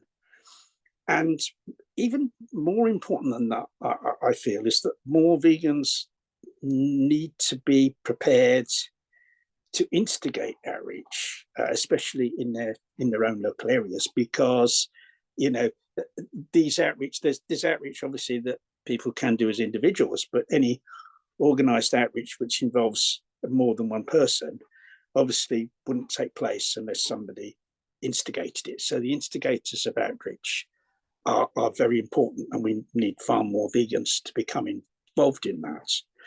And we also need to educate people who consider themselves to be vegan about the true nature of veganism.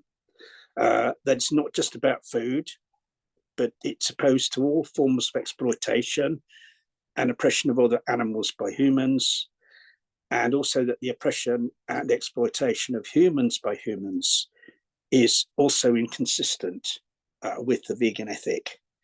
Ordinary people have the power to put an end. Oh, that's Misty, by the way. It's one of our cats who wants to be a film star.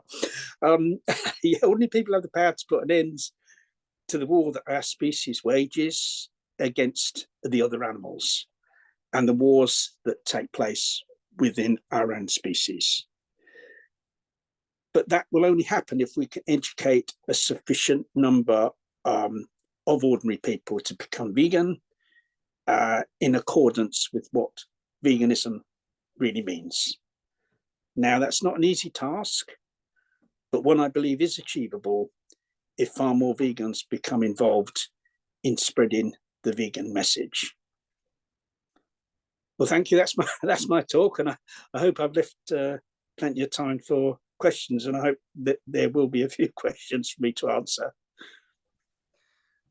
I'm sure there will be. That was a very provocative topic, so I can't imagine there will be no questions. So, so thank you, Ronnie. I thought that was really interesting. No questions have come in so far, so I will begin by asking you a question. So first of all, I thought it was really interesting and important that you began your presentation by talking about the number of non-human victims of war. I don't know where you got those statistics from, but I would imagine they were quite difficult to dig up, because I've been trying to dig up even statistics about humans being injured and killed in wars, and a lot of the time it's difficult to find those statistics. So I'm wondering where you found them.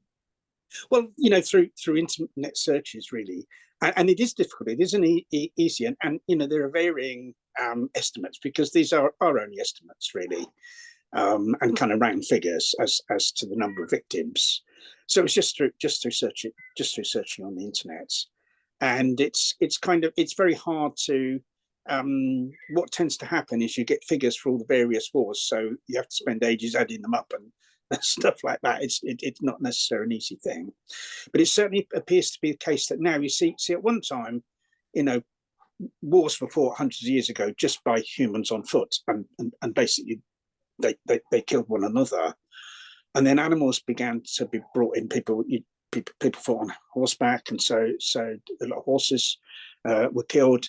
And then you had the invention of firearms, and so that that meant more victims. And then other animals were used in more, like for instance, pigeons were used in the First and Second World Wars, and a lot of those pigeons were shot down by both sides because they were used to carry messages.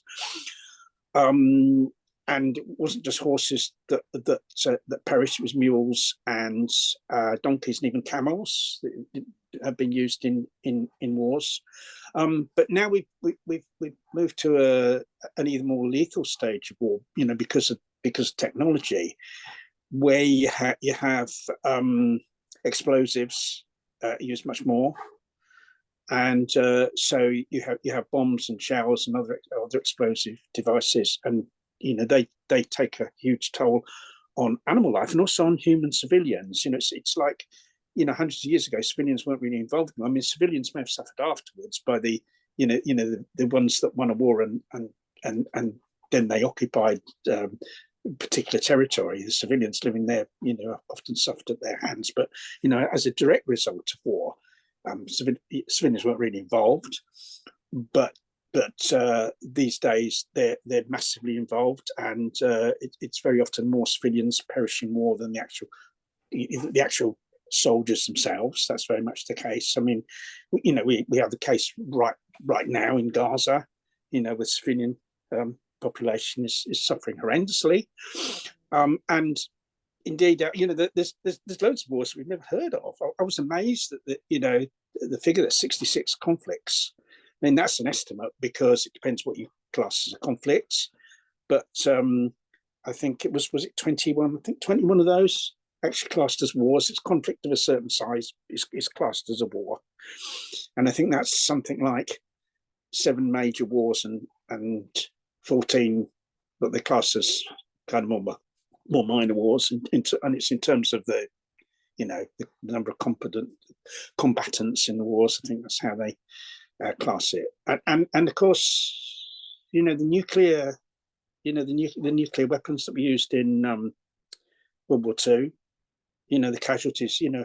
Horrific number of other animals perished because of those, and the testing of nuclear weapons. The number of animals that perished where they say a deserted island was used to test this nuclear bomb, but of course the island wasn't deserted.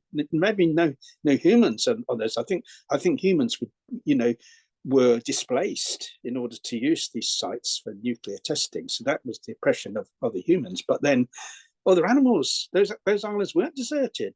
There's huge number of other animals living on those islands that that were destroyed in the blasts as well. So there's that.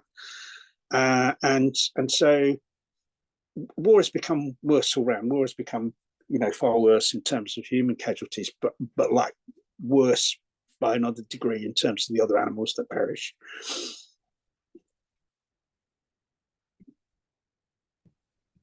Yes, very important point about the testing as well on animals. People always think about cosmetics being tested on animals and medical testing on animals, and but it's like weapons testing on animals is so out of sight that most of us don't even think about it, and yet it's one of the most horrendous, both in terms of what it's doing to the non-human animals, and also the fact that the purpose of it is not to heal sick people, it's to kill people. Yeah, absolutely. Look, yeah, I mean, there's at least one establishment in the UK that actually tests weapons on other animals, bioweapons as well as like actual physical weapons, and those places. I'm sure there are probably several in the USA and in many other countries as well, where you're absolutely right. I regard that testing of anything on other animals for any reason is morally wrong. But when you're actually testing, you're testing something on another animal in order so that it can more effectively kill other humans. That is horrendous. That's just yeah, that's like hard to wrap your brain around how wrong that is. Yeah. So I have a message from Varun just saying, Ronnie, I just wanted to say that you're an absolute legend in vegan circles I've been in, and it was a pleasure to hear you speak. Oh, that's well. Thank you so much. I mean, you know, that's great encouragement when people say that. But I regard anyone who is active in the cause of animal liberation, or indeed in the cause of social justice, as a hero. You know, we can't. You know, I think it's really important not to put other people on a pedestal, because that can I think that can kind of cause. I'm not saying necessarily does so, but that can cause people to kind of have the attitude, I don't need to do anything because this marvelous person that I put on a pedestal is doing all of it. And I think that, you know, there's a bit of a tendency of that within the sort of vegan movement. You've got the kind of YouTube celebrities that so many people spend all their time watching these YouTube celebrities, and I'm sure those people, you know, they have turned a lot of people vegan. But really, I'd much rather that instead of kind of constantly watching videos of the heroes, those people did something to spread the vegan message. And I was pretty interested, really, to kind of as well to hear talk about sensitive people, because you see, vegan outreach is can be an ideal ideal form of activism for more sensitive people to carry out, because it's not shouty, it's not like putting yourself out there. It can be it can be very quiet. For instance, just if someone carried around some vegan literature with them and left that in public places, or maybe delivered to people's homes. I know that's not always possible in some countries and some areas, but over here people have letterboxes in their homes. I go around and I put leaflets through, and that's something that is kind of something. It's a quieter type of activity that'd be easier for somebody that was, more sensitive in nature to do. So there's pretty much something for everyone. There are forms of like spreading the vegan message that are suitable for all sorts of vegans. I mean, some people prefer the kind of more dramatic type of action, and I think there's a place for that, as long as the message is right that comes from it. Non-violent direct action is a very powerful form of kind of raising awareness, I think. But that isn't the only way to do it. There are lots of ways, and there's really something for everyone. Yeah, I mean, certainly to speak to your point about the saviorism in the vegan movement, I'm sure you've seen the meme of Ed, the Earthling Ed as Jesus. Yes, yeah, I've seen that. I've seen that, and I went to it was a vegan camp out where I was invited to speak some years ago, and Earthling Ed was there, and he had all these acolytes around him. He was kind of like Jesus and the disciples, because of course he looked a bit like Jesus, the long hair and all that. Yeah. But Ed's done a lot of good stuff. He's I'm sure he's educated a lot of people to go vegan, and that's not, for me, that's not so much the problem. It's that people will kind of sort of do proxy activism by kind of thinking that because they've watched an Earthling Ed video, that's somehow their activism, and when it would be far better if those people went out. I mean, very few people can be like Earthling Ed, but everyone can do something, and because we don't all have the same amount of time to do outreach. A lot of people are very busy. They have family. They have rescued animals to care for. They have jobs. But for instance, to actually deliver 50 leaflets to people's homes would probably take me about half an hour. Right, about the same as what. Yeah. So that's not a lot of spare time out of someone's devote to. And I think if all vegans thought like that like how can I do something to spread the message, right, something outside my comfort zone. Yeah. We have 2 minutes left, but I have a pretty burning question, and we don't have any other questions. So, yeah. So the one thing that struck me that I wanted to kind of look at a little more closely in your presentation was you were kind of like drawing this binary between humans and non-human animals in terms of oppressor versus oppressed. Yes.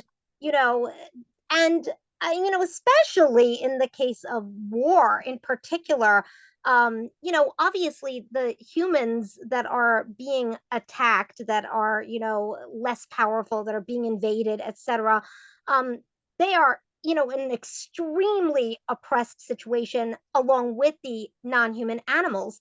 Yes. And, of course, if you really think about it, it's like, the same people that have all the weapons that are doing the invading in most cases, that are the imperialists and the colonizers, they're the ones also who have the industrialized and invented the industrialized systems of slaughter for profit. So I wonder if it's really, helpful to kind of look at it as human versus non-human, oppressor versus oppressed, or, what do you think about the concept of a multi-species, collective struggle of oppressed humans and non-human animals against the oppressor class of humans? Well, yes. I mean, what I was talking about is really like humans as a species. Humans as a species, um, as a whole, oppressed other animals in terms of their various species. That doesn't mean that every single human is an oppressor, and that doesn't mean that humans are all equally responsible for the oppression that takes place. So that's very true, and I think that really, if we can educate enough people to become vegan in terms of the true meaning of veganism, then that is a formula, I think, for ending oppression of all kinds, because in its broadest sense, veganism would cover the oppression of one human by another, as well as the oppression of other animals by humans. Okay, thank you, Ronnie. Very provocative, interesting talk. Lots to think about. Okay, thank you so much for joining us again this year. Thank you, Laura. It's been a pleasure as always. Thank you. Let's see you too.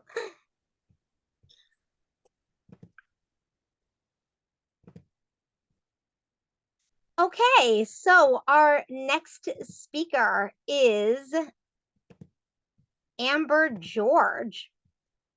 And Amber E. George is going to be speaking on ethical consideration in training war-displaced canines for disability service.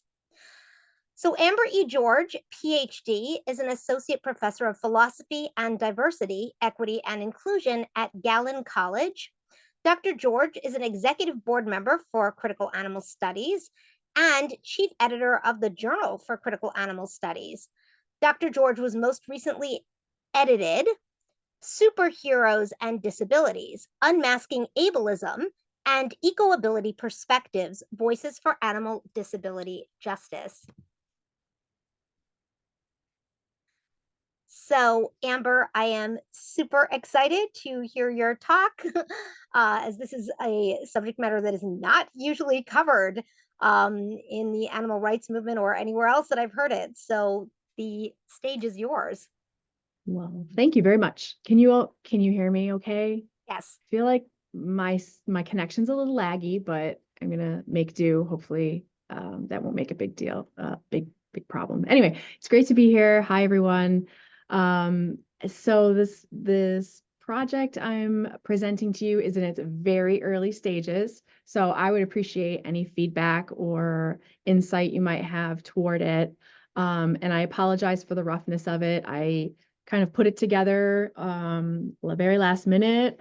And like I said, I'm still working through it. So anyway, when we think about the casualties of war, we so often think about the human cost. We think and see on the news, for example, the human lives that have been lost, the humans that are injured and wounded, and along with the families. And there's always that human cost. And so what's often not discussed or explored are the considerations of the animals, whether they be the ones who live in the habitats surrounding the environments where war is going on, or the human companions that exist within these families, and so on and so forth. So what this paper is going to look at are the furry members of our communities who are caught in the crossfire and its aftermath. And so there's so many different ways to take this presentation.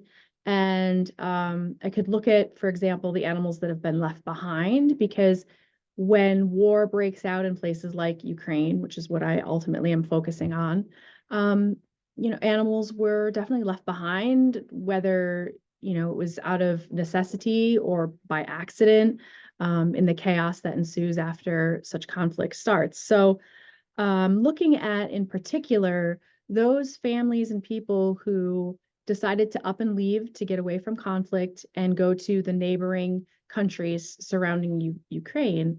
And in particular, I'm looking at those families and people and humans who took their companion animals, dogs, I'm looking at, to countries that are pet-friendly countries. So what was interesting to me in this research is that not every country, of course, makes sense, has rules and regulations that prevent humans from bringing their companion animals, their pets. So I'm looking at those countries that allowed them in. And so as I got diving deeper and deeper into this research and these thoughts, I came across a few scenarios where families had gone to Poland in particular. Other countries include Romania, the Czech Republic, and a few other ones that would allow people to cross the border with their pets. And they would go into these refugee type scenarios and camps and programs that allowed animals. And of course, in the nearby areas surrounding these encampments, you have shelters and things that are doing their best to support not only their own local populations of animals that need shelter, but also the influx of the refugees with their pets.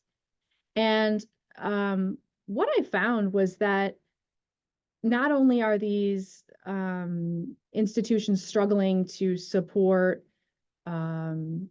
these pets coming in with housing, food, and so on, there's also this other group of people who are helping, so-called helping the influx of these pets and animals and families by adopting the animals out.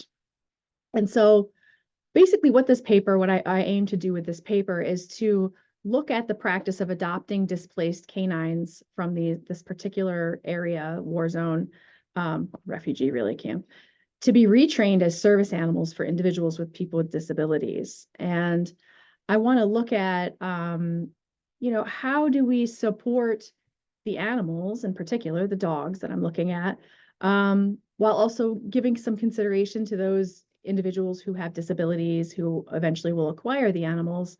But ultimately, really, my focus is respecting the agency and the welfare of the animals themselves, all within this ongoing crisis of war and displacement and trauma.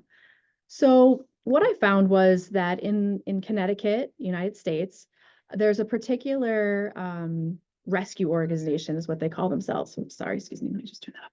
And it's called Forever in My Heart Foundation.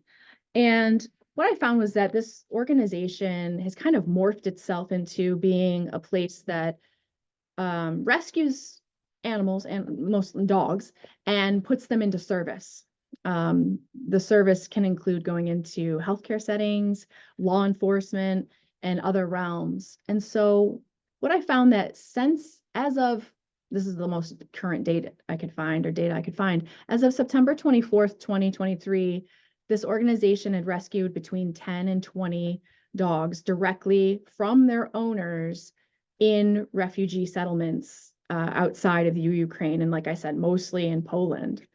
And so what I found was, I'll start with the organization and how they frame what they're doing. They've said that the dogs have been given stable, secure homes and are expected to greatly benefit the people they soon will serve, from veterans to those in healthcare and possibly law enforcement. I already said that. The foundation says that their first batch of dogs, which I just kind of find harrowing way to talk about these creatures, were extremely smart and had a great temperament for service dogs. So while they've been in training in the United States, these particular animals are asked to remember about 100 commands and some of which are designed to ease veterans with post-traumatic stress disorder. Some of the trainers have said that they did acknowledge that these particular labs, they're all Labradors, came with a unique set of challenges. They talked about how at first they didn't recognize English commands that had been given by the trainers. So these particular pets were selected on the basis of they had nice temperaments, they seemed intelligent, they already had certain skill sets, but they had them all within their native language. And so the trainers at the facility talk about how they had to rewire them to learn new sets of directions in a different language. Then, when asked about the trauma or if they were under any distress as a result of all the movement and the changes and the dislocation, not only from their homeland, but also from their families, the trainer said, well, they don't seem to show any signs of trauma or distress, but some of them startle bark following sudden noise or movement. So that's kind of a curious observation that I think deserves more interrogation. Also, I found that the pups are institutionalized for 18 to 24 months while in training. So then it said when some of them are nearing the end of their training, they'll likely be adopted out. And they gave an example of Aster, a pup who came from outside of the Ukraine, expected to work with autistic children at a hospital for special care in Connecticut. So as you can imagine, and hopefully you're in your own mind thinking through, wow, what are all of the ethical angles here, and thinking about the concerns and well-being of the animals affected, and of course also their human counterparts as well. But I really want to spend time just thinking through what's happening over there. And is it the case that animals are being taken away from their families without consent, without prior or post understanding of what's going to be happening to them? Are their conditions in service, in training, favorable? Are they, working against their will? Just as any other question we might have about any animal being put into service and training, is it even more compounded given they have to be experiencing trauma, post-traumatic stress, and is it fair? Is it ethical to take beings that have undergone so much trauma and so much displacement and putting them into situations where they're expected to serve those who've also been in situations of trauma and displacement? Is that a fair scenario? Is that a symbiotic relationship?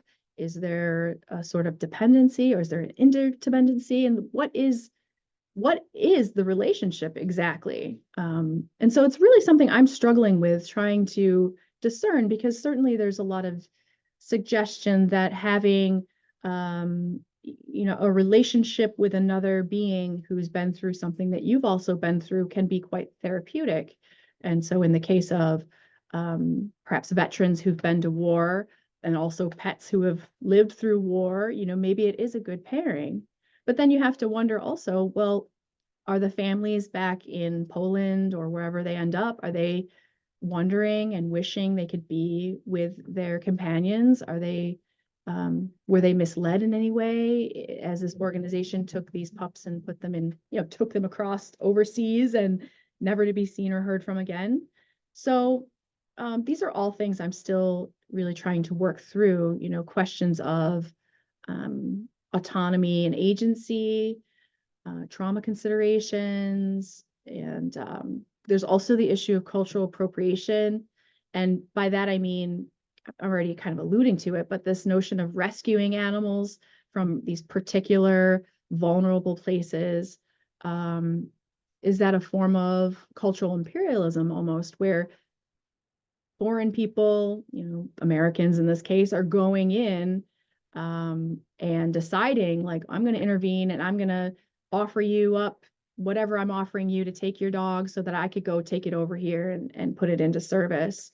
Is that happening without really understanding or respecting the cultural dynamics, the personal relationships, that these individuals have with their companion animals. So there's that. I already touched upon the issue of interdependency and dependency between the non-human and the person with a disability. And one would argue that, sorry, my cat, one would argue that these pups potentially do have disabilities as well. They could be really suffering with their mental health as a result of all that trauma. So noting that, is it a situation of mutual assistance, or is there some sort of hierarchy at play in a relationship that involves a person with a disability and a basically a canine with a disability in service, right? And then, of course, all the ethical concerns involved with service animals and training them. Resource allocation was something else I was thinking about. Why couldn't it be the case that these organizations, if they're going in and they're seeing families that are struggling to afford food or provide as close of a habitat for their pet as they can to being able to go outside and do their natural behaviors, if they're struggling to do all of these things, perhaps it would have been better served for the organizations to provide the resources and allocate those types of funds and assistance rather than plucking these beings out of where they belong and taking them away.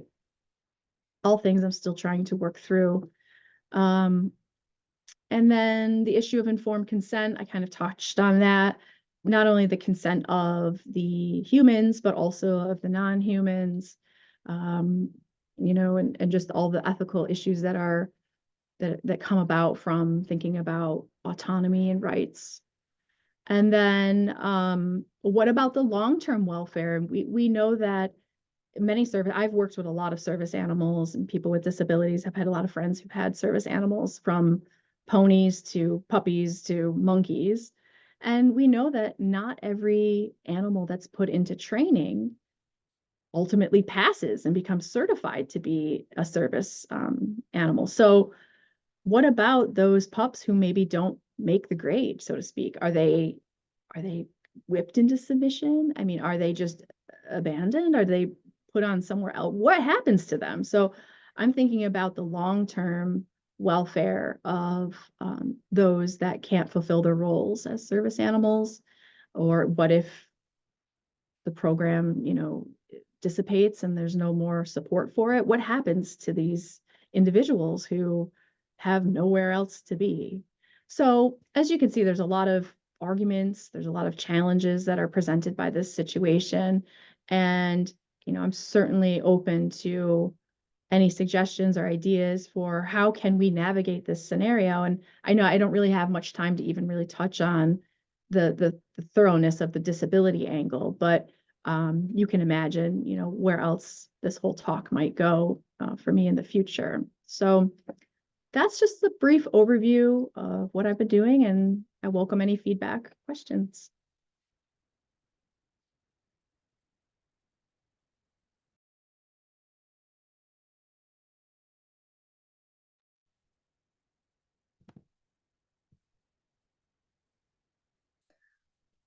Thank you so much, Amber. That was very enlightening and very, very thought-provoking. It doesn't look like we have any questions in the chat so far. So, oh, I see a comment coming in from Daniel. Hold on one second.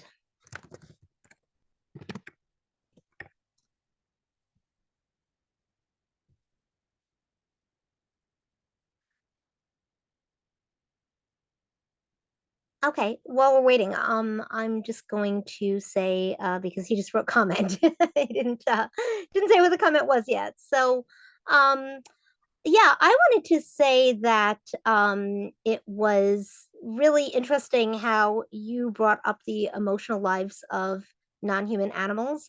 Oh, he's saying he wants to ask it orally. All right, hold on one second.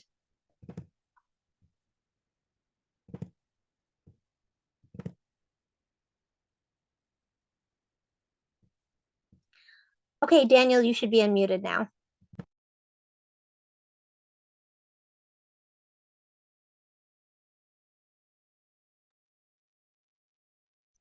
anything.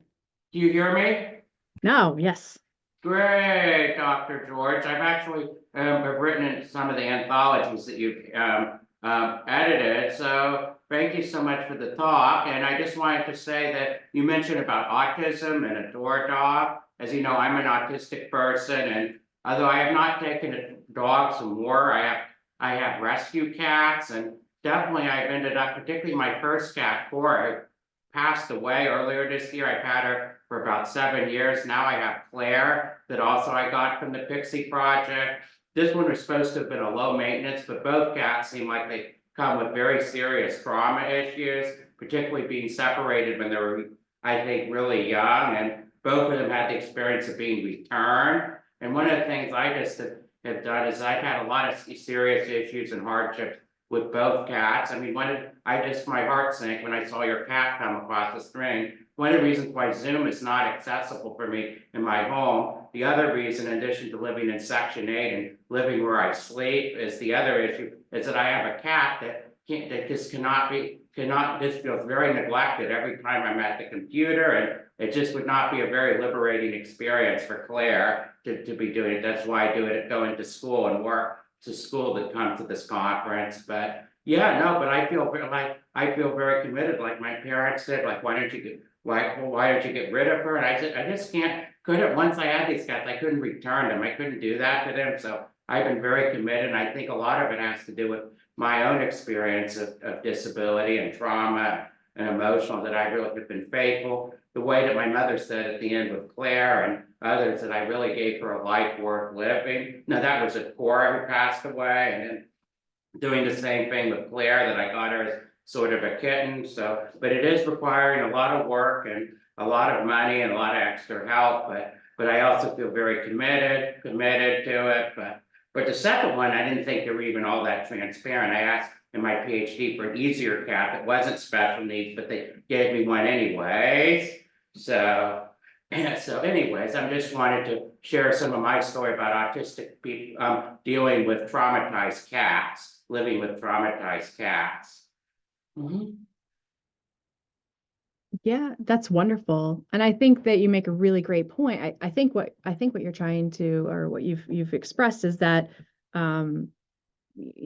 certainly we don't want to cast away any being that might have disabilities or conditions or things that might provide care, might challenge us providing care. Certainly, I don't want to suggest that at all. But I think that you make the point that you seem to have a really good relationship with your pet and know to a degree of what the pet might be experiencing as a result of what you're experiencing. So I think finding those individuals who are willing and able and have the patience and the resources to care for animals that might be experiencing trauma or post-traumatic stress, for example, is really important. And so is it possible to link up, in particular these dogs that I'm talking about, with individuals who have that training, that interest, that expertise? And that might make it a little bit more palatable for us to accept that they've been taken away from their original companions overseas, that type of thing. So I really appreciate you sharing that. And it's great to see you. I definitely recognize your name, and I remember all that you've contributed. So it's wonderful to have you here.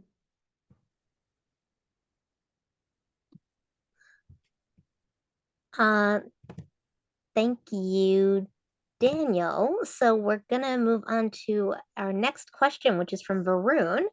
And Varun says, "Hi, Amber. This presentation was awesome.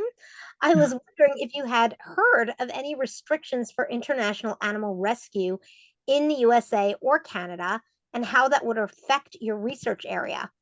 I'm in Canada, and international dog rescue has been prohibited. Sorry, my computer's a little jammed up here. Hold on.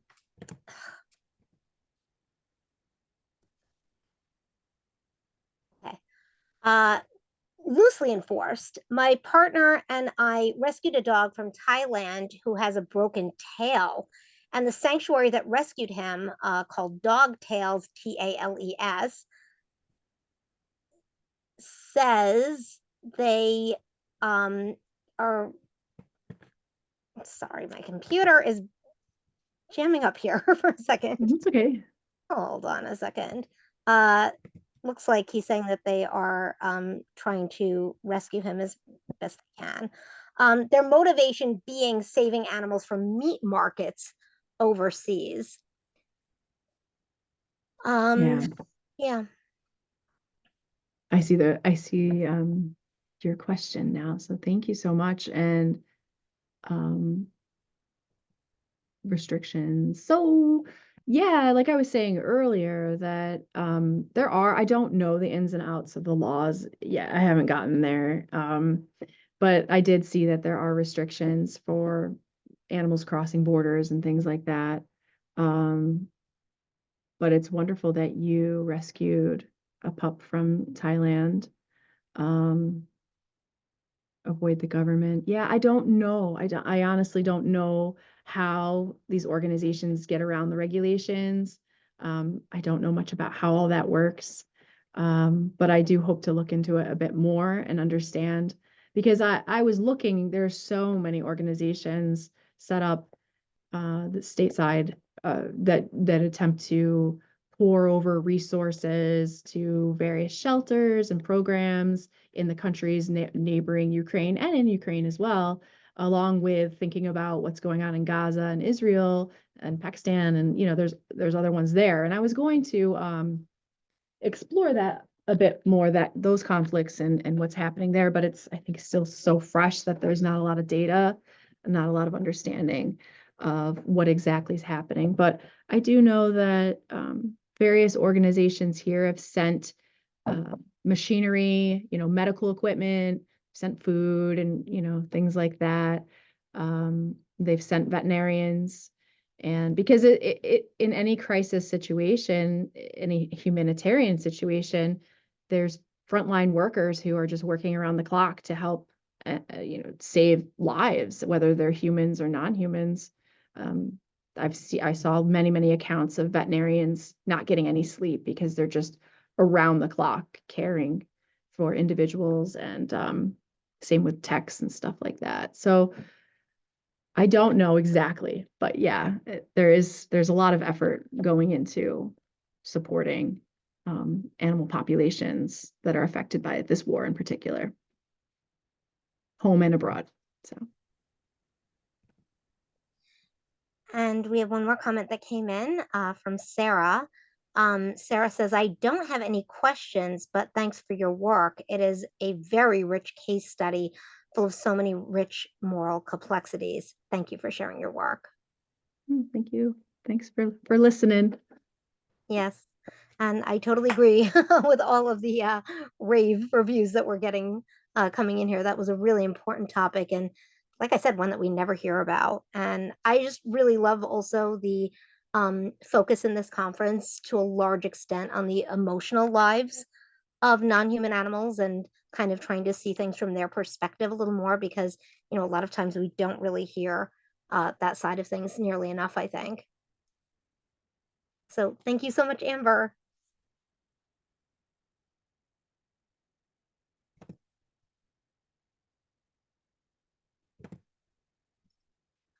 Okay, and I will be actually presenting myself for the last presentation of the day.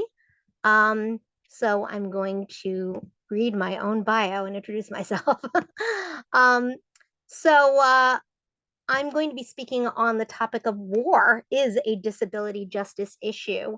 And if you have been watching for a while and you've been noticing that a lot of the talks have been focusing on the issue of war in one form or another, in its relations to disability, non-human animals, and ecology, that is because I actually chose to theme this year's conference on that subject. And you could also say that some of the speakers, even who didn't directly address the issue of war, in some ways addressed things like, for example, the eco-spirituality, of the spiritual crisis, or the spiritual element of really kind of like the times that we're living in, being a battle in a lot of ways, being a time of extreme violence, homicide, ecocide, specieside on every level, and being a disabled individual experiencing that, trying to make their way through that, I would say probably is a daily battle in a lot of ways, even if it's not a literal war zone. So with that being said, I'm going to be addressing the issue of war and disability more directly. And I am the Institute for Critical Animal Studies Conference Director, Program Director at Promoting Enduring Peace, and co-founder of Plant the Land, a Gaza-based vegan food sovereignty and community projects team. A lifelong artivist and graduate of NYU Tisch School of the Arts, I've performed throughout the Middle East with a circus troupe, taught in China, Nicaragua, and at Wesleyan University's Green Street Arts Center, performed off-Broadway, and arts mentored homeless youth.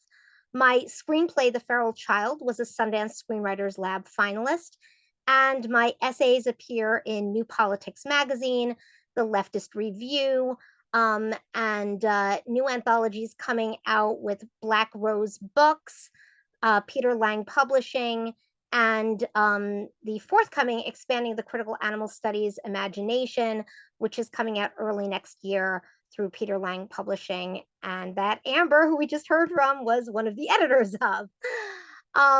So very excited about that book. So I am going to be speaking today specifically about a little bit about my work with Plant the Land team, which, as I mentioned previously, is actually based in Gaza. And that is a very small grassroots mutual aid project. And it is founded by and run by local Gazans. Of course, that has changed greatly in the last 2 months. Obviously, things are not functioning as they would be otherwise. But in general, it is a small mutual aid project that is run by local Gazan people. I am the only non-Gazan person involved. And can you all see my screen? I'm gonna have to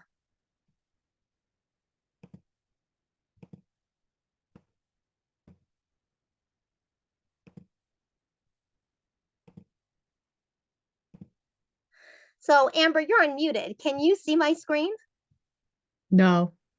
No. Okay, hold on a second.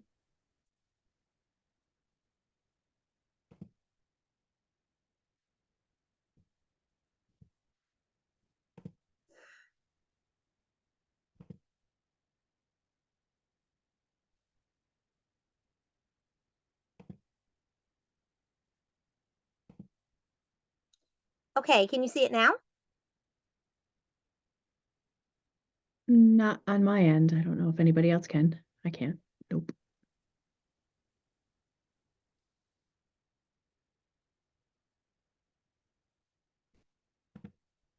Yeah, everybody's saying no, they can't see it.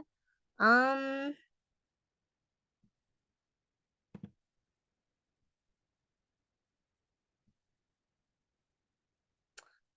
should be able to share it.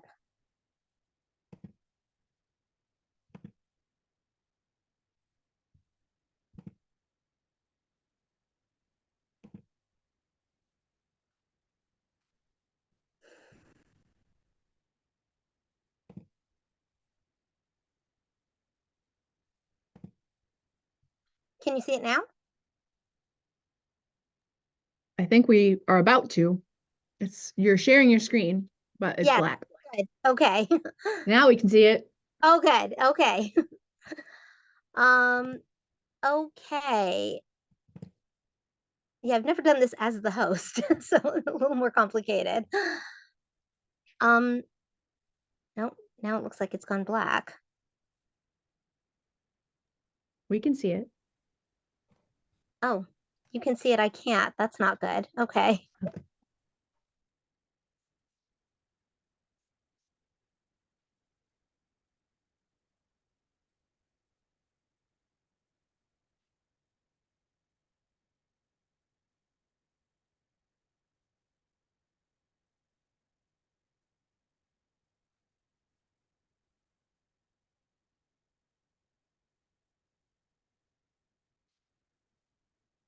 Okay, I can see it now. Can everyone else see it?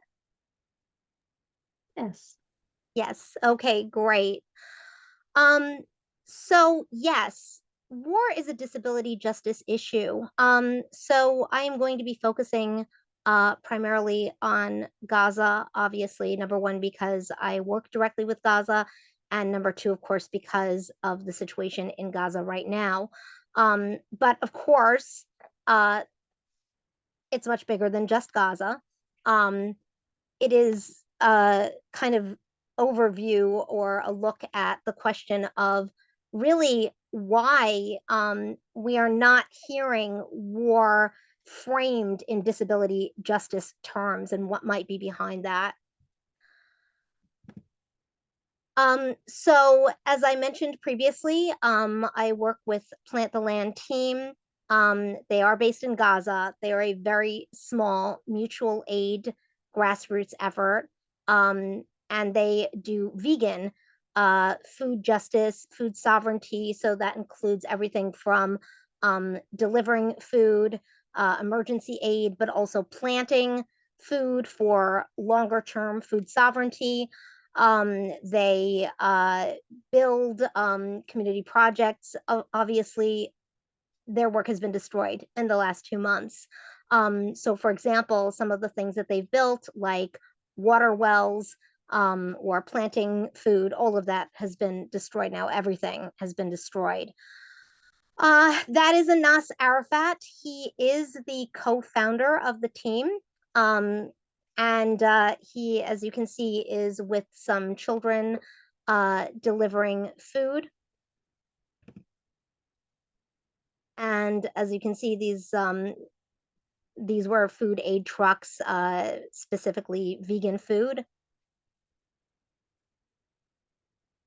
So one of the things that Anas has been involved with is helping disabled people in Gaza. And the situation has been terrible for disabled people in Gaza actually for a long time now, because even before the current bombing campaign, Israel had put sanctions on Gaza for the last 17 years. So going all the way back to 2003, Israel has controlled all of Gaza's borders, land and sea. The only one that they don't control officially is the Rafah border with Egypt, but in a sense, they control that too because they have much power over Egypt. In terms of what goes back and forth through that border. So they have been blocking Gazans in what is called by Amnesty International the world's biggest concentration camp. And that has been going again for 17 years. And nothing has been able to get in or out of Gaza without the Israelis permitting it through. So that means that all medicine, all food, water, electricity, gasoline for heat and transportation, everything, every basic necessity, all medical supplies have not been able to get in and out of Gaza. And that has been, if you want to talk about ableism, kind of a very, very extreme form of ableism. And sanctions are a weapon of war. They are an economic weapon of war, but they have very dire, real, tangible, life-threatening results. And Israel basically, during that period, was keeping the situation to the extent that they would keep things just above the level where they would be held criminally responsible by international law for genocide, for starving people, for depriving them water and basic necessities. So, for example, they would calculate the number of calories that they would allow into Gaza, and they would make sure that that was just above the legal limit. That would say, this is officially starvation, but they would actually, really be starving them in so many words. And actually, that is how we started Plant the Land, was because many Gazans were reaching out, trying to get food, and they were contacting anyone that they possibly could. And as someone who was involved in the vegan movement and saw a lot of vegan food justice efforts, I saw Anas working within Gaza more generally in humanitarian aid efforts. And I contacted him and I said, would you be interested in doing vegan food justice work? And as it turned out, randomly, he happened to be a vegetarian. That was a very unexpected thing. And he was very enthusiastic about the idea. But a big part of what Plant the Land was doing was also medical assistance. And obviously, all of this impacts health. Food, heat, every single aspect of this, water, obviously clean drinking water, every single thing, and of course, mental health as well. So, it certainly is not just about medicine or medical supplies, but that was very impacted as well. So this is a little girl, Shahed, that Anas actually helped to get medical treatment. She was born with congenital skin issues, and he actually managed to get her to Australia for medical treatment. And this was, again, something that she was born with, but if you look at war zones around the world, countries that have been very heavily bombed, that those countries have very high birth defect rates. And so it is still a part of, number one, the bombing causing disabilities. And then obviously also living under those conditions, exacerbating them severely. So this was just one case of someone with a disability in Gaza that Anas was able to help, but it was a case that he put a great deal of effort into and managed to get her all the way to Australia for medical treatment. And in the pictures on the left-hand side, you can see that she's greatly improved as compared to the pictures on the right-hand side. So Anas himself is a type 1 diabetic, and there is actually really a diabetes epidemic in Palestine overall. And one of the biggest issues for him, but also for many, many other Gazans in the 2 months since the Israeli bombing campaign started, is lack of access to insulin. So according to the World Diabetes Foundation, the prevalence of diabetes in the Palestinian population in the West Bank, Gaza, and East Jerusalem is very high. It's in the range of 15.3% compared to a worldwide prevalence of 6%. And actually, anecdotal evidence supports the idea that it's much, much higher even than that. It's 18 to 21%. Of the total diabetic population in Palestine, 4.4% of people are diagnosed with type 1 diabetes, and a much higher percentage, 95.3%, are diagnosed with type 2 diabetes. Obviously, you have a population of diabetics that's that high. Number one, there's a very high demand for insulin, but very, very low supply. Even before the bombing campaign started, insulin was chronically in short supply, and it was also very expensive. So you've got, number one, you've got an issue of disability justice, obviously, with lack of access to insulin. But you also have a question of whether an an area being so heavily bombed may play a role in high rates of diabetes. And if you look at like the entire Middle East, actually, it has much higher rates than other parts of the world. And of course, those are countries that have been heavily bombed. But the strongest case that indicates that there may be a connection between diabetes, developing diabetes, and a land being heavily bombed and having the residue of that is the island of Vieques in Puerto Rico. And the reason why is because Vieques was used as a nuclear testing site by the United States for many decades.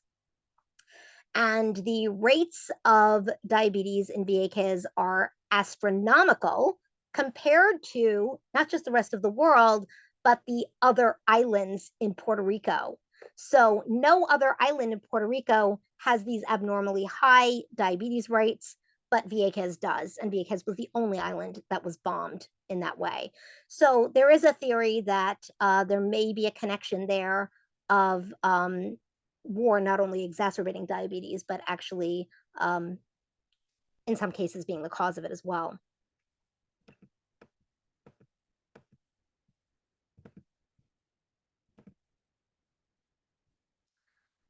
So because of the lack of diabetes medication, even before the current bombing campaign, Anas ended up with type 1 diabetic macular degeneration.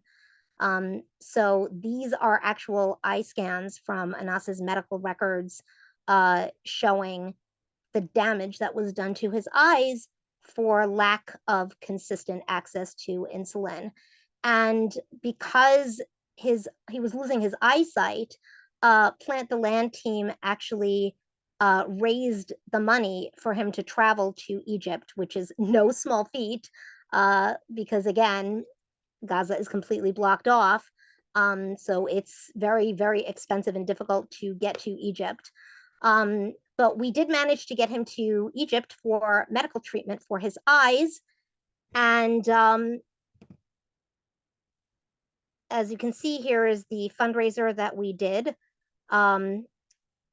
for him to be able to go. And here he is in Egypt. And at the time, he was really feeling on top of the world because the eye treatment was fairly successful. It didn't restore his vision fully, but it did restore it to a large degree. And so here you see him standing in front of the pyramid and holding up this giant rock. Of course, that's a visual effect. But, you know, he was overjoyed at the time. And we all were thinking that his vision was going to be restored. And of course, that has all been reversed since the current bombing campaign began in October. So these are two images of Anas. One is of him when he was healthy, and the second image, as you can see, he's very sick, and this is because of the lack of insulin. So the situation for any kind of medical treatment in Gaza is unspeakably dire because there's no medicine to be had. There are also no hospitals in the entire northern region of the country that are open.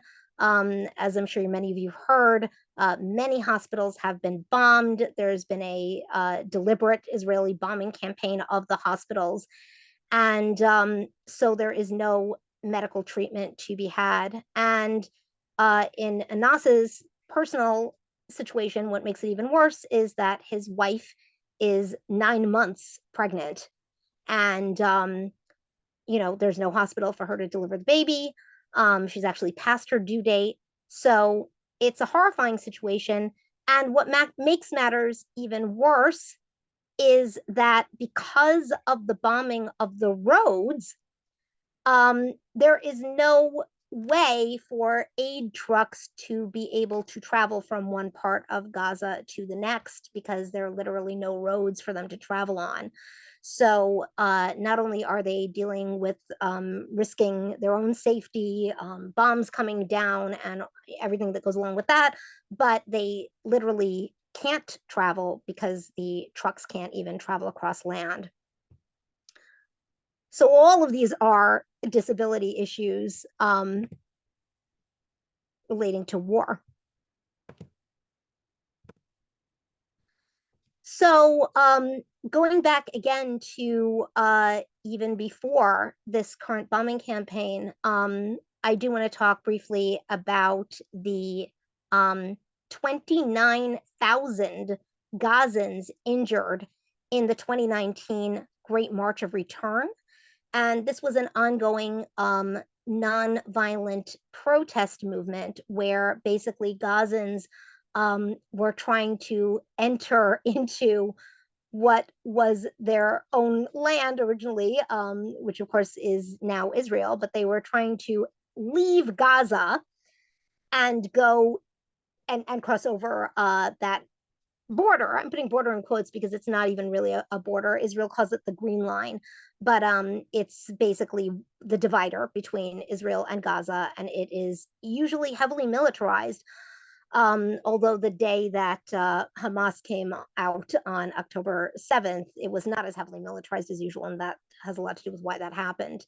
But in general, there is no way for Gazans to be able to step over that boundary. And so Gazans were fed up with being held in this concentration camp of sorts, and they decided that they would have a protest movement where they would continuously cross over that border and risk whatever the consequences were. And so the Israeli military opened fire. And as you can see, the headline here, in these ongoing protests, the Israeli troops would aim for the Gazan legs. And this was ongoing for 8 months. Israeli snipers were targeting one part of the body more than any other, the legs. And this is actually Haaretz newspaper. Haaretz is an Israeli newspaper. It is a newspaper that you could say maybe leans a little more leftist or progressive, but it's a mainstream, one of the major Israeli newspapers. And they were admitting that the Israeli military was targeting Gazans' legs. So you had what was classified as an entire generation, in a way, of young Gazans missing limbs as a result of war and military occupation. And of course, I'm using the term war very loosely here because, when you have one side firing on an unarmed population with no army, that's that's questionable as to whether it's really war. But I'm using that in the broad sense of the term here. So in this current bombing campaign, the World Health Organization reported that as of November 10th, 18 out of the 36 hospitals and 46 out of 72 primary care clinics were forced to shut down. And that was November 10th. So that was over a month ago. Those are the last statistics I could find. I'm sure it's even worse now. And as of yesterday, so these were very updated statistics, at least 18,608 people have been killed and 50,594 injured in Israeli strikes on Gaza, and many thousands more are feared lost in the rubble or beyond the reach of ambulances. And I have to say that, I wonder how it lands on people's ears who are not in a war zone or who have never been in a war zone when they hear the term injured. Because, I think that when we think about someone getting injured, we think about, maybe somebody like skinning a knee, maybe breaking an ankle, spraining an ankle. We think of things that can heal in a lot of cases, not always, obviously, but in many cases. And I think that a lot of times there might be a general sort of sense of relief of, well, at least they didn't die. But injured, in a war zone, very often, I would say probably more often than not, that can end up being a permanent disability that would not have existed if not for that political war. So obviously, for those of you who are familiar with this term, I am looking at this issue through, looking at the issue of disability in this presentation through a social ecological understanding of disability. And the social ecological model of health understands health to be affected by the interaction between the individual, the group or community, and the physical, social, and political environments. So, really getting away from this idea that disability is always just a personal issue and looking at the larger structural issues involved, not only in terms of what a disabled person might have to deal with living in an ableist world, but also in terms of what might cause the disabilities in the first place, and deliberate forms of oppression in the case of war or political violence, deliberate forms of oppression to deny that person medical care, to deny them medicine, and to actually exacerbate their condition very intentionally.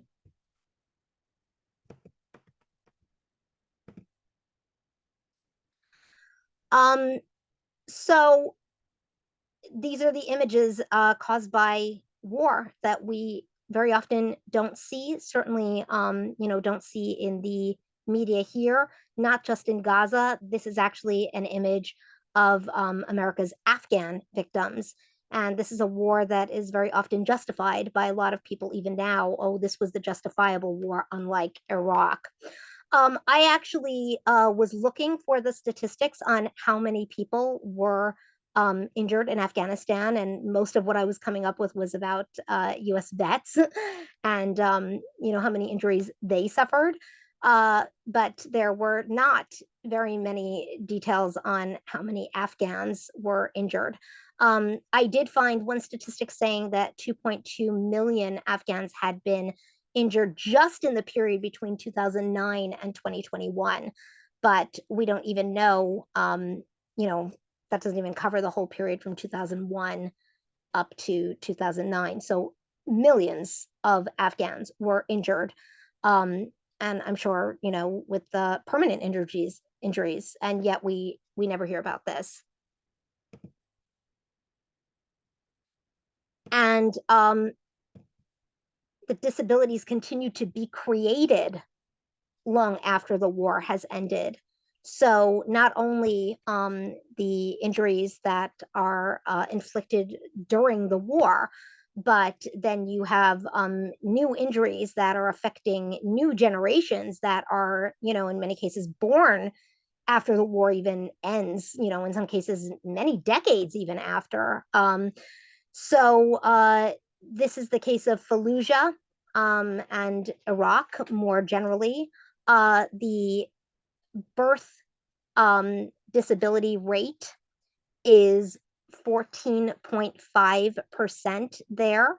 And the general global rate is 3 to 6% on average. In the US, it's 3%. And the US is higher than some countries because, of course, we have a lot of structural injustice here. But the rate is 5 times the rate of the US, and that is directly because of depleted uranium bombs leaking into the soil and water and contaminating everything and creating disabilities long after the war has ended in some cases. But we don't usually hear about this. When we hear in the US about disability and war, it is usually in terms of veterans, and it is usually portrayed in these very patriotic sort of terms. So here, of course, we have the Wounded Warrior Project. You have the flag and everything. You have the, wounded veteran, again with the flag. It's never normally questioned in terms of, but why did they have to go to this war in the first place? Why should they have these disabilities now that they wouldn't have had if it hadn't been for wars that, you know, ultimately were for corporate profit. So a big question that I have had for a while as someone who is involved in helping people in a literal war zone is, why do we not hear major disability organizations speaking about war as a disability justice issue? And so for this presentation today, I actually did some digging to see if I could find if anyone else had asked this question.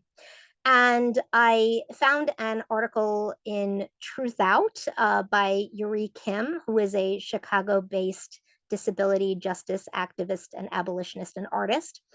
And I pulled a quote from that article. Most of the mainstream disability community's advocacy efforts related to the military have centered around veteran rights, having disability inclusion in military service, or disabled refugee rights under the Americans with Disabilities Act. While these priorities may benefit individual rights, they do not tackle deeper issues of militarized violence against marginalized communities, how militarism divests community resources, and the broader cycle of injustice and inequity in which militarism and colonialism are active participants. So obviously, I am not the only person noticing what is going on here. And as usual, capitalism is an underlying cause. So as it turns out, according to Yuri Kim, a major part of the reason why this is happening is because disability organizations are receiving grants from companies that have ties to the military industrial complex. And so Yuri cites as an example Mitsubishi's partnership with both disability organizations and weapons contractors. So in 1991, the Mitsubishi Electric America Foundation, or MEF, was established with a $15 million endowment from Mitsubishi Electric Corporation and the Mitsubishi Electric US Group companies. And they've provided grants to multiple disability programs in the US. And at the same time, they have also initiated partnerships with weapons manufacturers, including Lockheed Martin, Boeing, and the Rand Corporation. So three of the most villainous weapons contractors you could ever imagine. They have partnered with Mitsubishi, and then on the other side, they're partnering with these disability organizations. And just as a little aside, I also found out that Mitsubishi is also providing grants to animal agribusiness. So there's a lot of dirty stuff going on there behind the scenes. But the MEF organization has given grants to organizations including Bridges from School to Work, which will use its grant to develop online career counseling programs for special ed youth entering the workforce, and Gigi's Playhouse, which will provide technological support to 30,000 families who have loved ones with Down syndrome. So here we have disabled people depending, and families depending on these organizations to help them. And then at the same time, these organizations are receiving that aid from a very unethical company that's tied to the military industrial complex. So there were other speakers that covered this much more extensively, but of course I do also want to mention that war also causes disabilities in non-human animals. And this is Sulala Animal Rescue that's based in Gaza.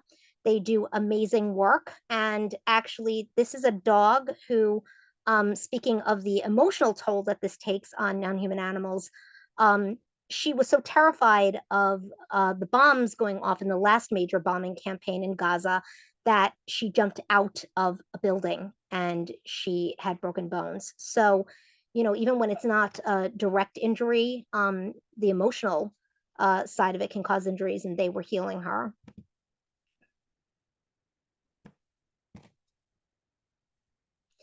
And here's Sulala again, building makeshift devices for injured dogs out of basically just rubble and odds and ends of supplies that they had, because again, they can't get this equipment because of the blockade. So a few suggestions for disability justice activists and organizations from disability justice activist, abolitionist, and artist and researcher Yuri Kim, who I mentioned earlier. So Kim says, I urge disability rights organizations to support local and national anti-militarism grassroots efforts, learn from the work, and critically reflect to integrate into organizing. Anti-militarism movements should also be accessible and build disabled leadership. Big issue that anti-war movements very often do not consider these things from a disability justice angle. Making such connections should go beyond the critique of such systems. It should require examining how and with whom we may work to abolish the systems that contain, harm, and disappear communities in the long term. And obviously, this could not be more relevant with Gaza right now. I added a few of my own additional suggestions to raise the issue of disability specifically in anti-war spaces and the issue of war and militarism in disability spaces. Raise awareness of how militarism causes animal disabilities and is thus an animal rights issue in animal liberation spaces. Expose large organizations that are receiving funding from the military industrial complex, and maybe don't jump straight to exposing them. Maybe try to dialogue with them first about why this might be an issue and how it really violates their own principles of what they stand for disability justice. And the third suggestion, form and support grassroots mutual aid initiatives, of course, along the lines of Plant the Land, or something maybe that you may come up with that might be totally different to that.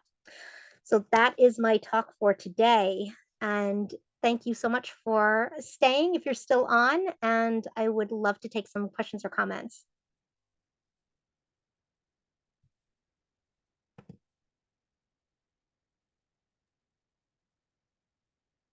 Hi, Laura. This is Alka. I just wanted to thank you. I thought this was a very informative presentation, and thank you for the work that you're doing. Just checking in to seeing how your colleagues in Gaza are like faring, and how, I mean, it must just be such a devastating and frightening and angering time. So. Yeah, it's really severe. So as of right now, so Anas is the one that I've been in contact with. I have not been able to have any contact with the other team members. Everybody's dispersed. Obviously, it's very hard to even, the minimal cell phone reception. People have lost their phones in a lot of cases. Anas actually lost his phone in when they were in one of the hospitals that was bombed, and he and his immediate family managed to get out in time. But it's been really obviously difficult. So Anas and his immediate family are in what is left standing of their house. So their house was bombed.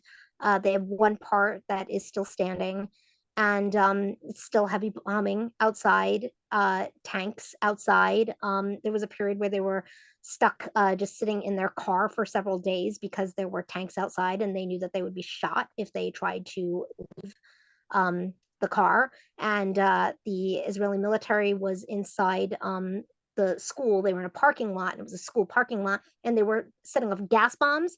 So it was difficult for them to even breathe. He has lost 12 family members, 11 extended family members on his side, and also his wife's sister, who was very, very close to the family.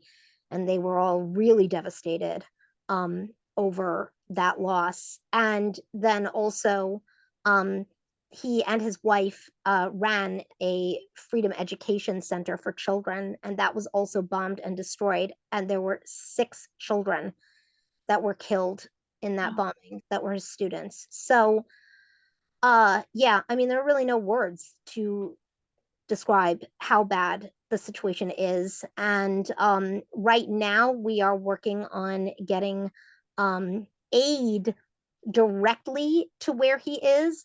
But as I said, the big challenge has been the roads, because the roads have been destroyed. Really the only thing that can travel across land right now is tanks. So that has just made it impossible to deliver aid, but we are really working on it. I work also with a peace organization called Promoting Enduring Peace.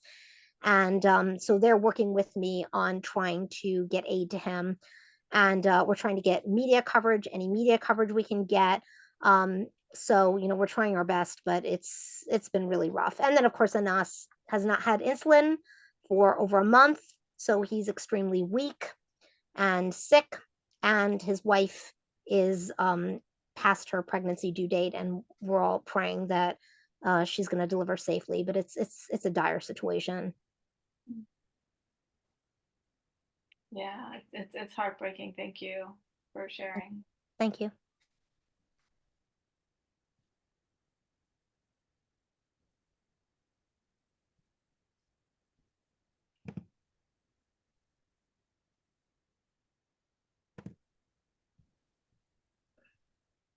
Oh, oops. I think oh, hold on a second.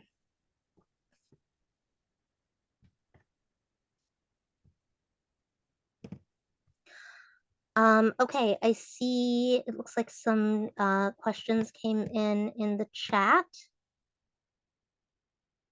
Um,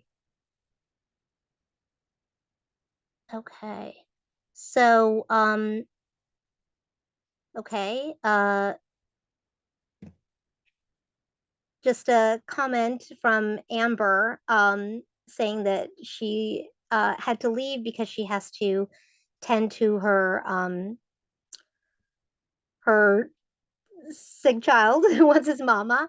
But she said, thank you all for being here, contributing, and thank you so much, Laura, for being a most excellent host and organizer. We so appreciate you and the amazing work that you do every single day. Take care, everyone. That is so sweet. Thank you, Amber. I appreciate you so much as well.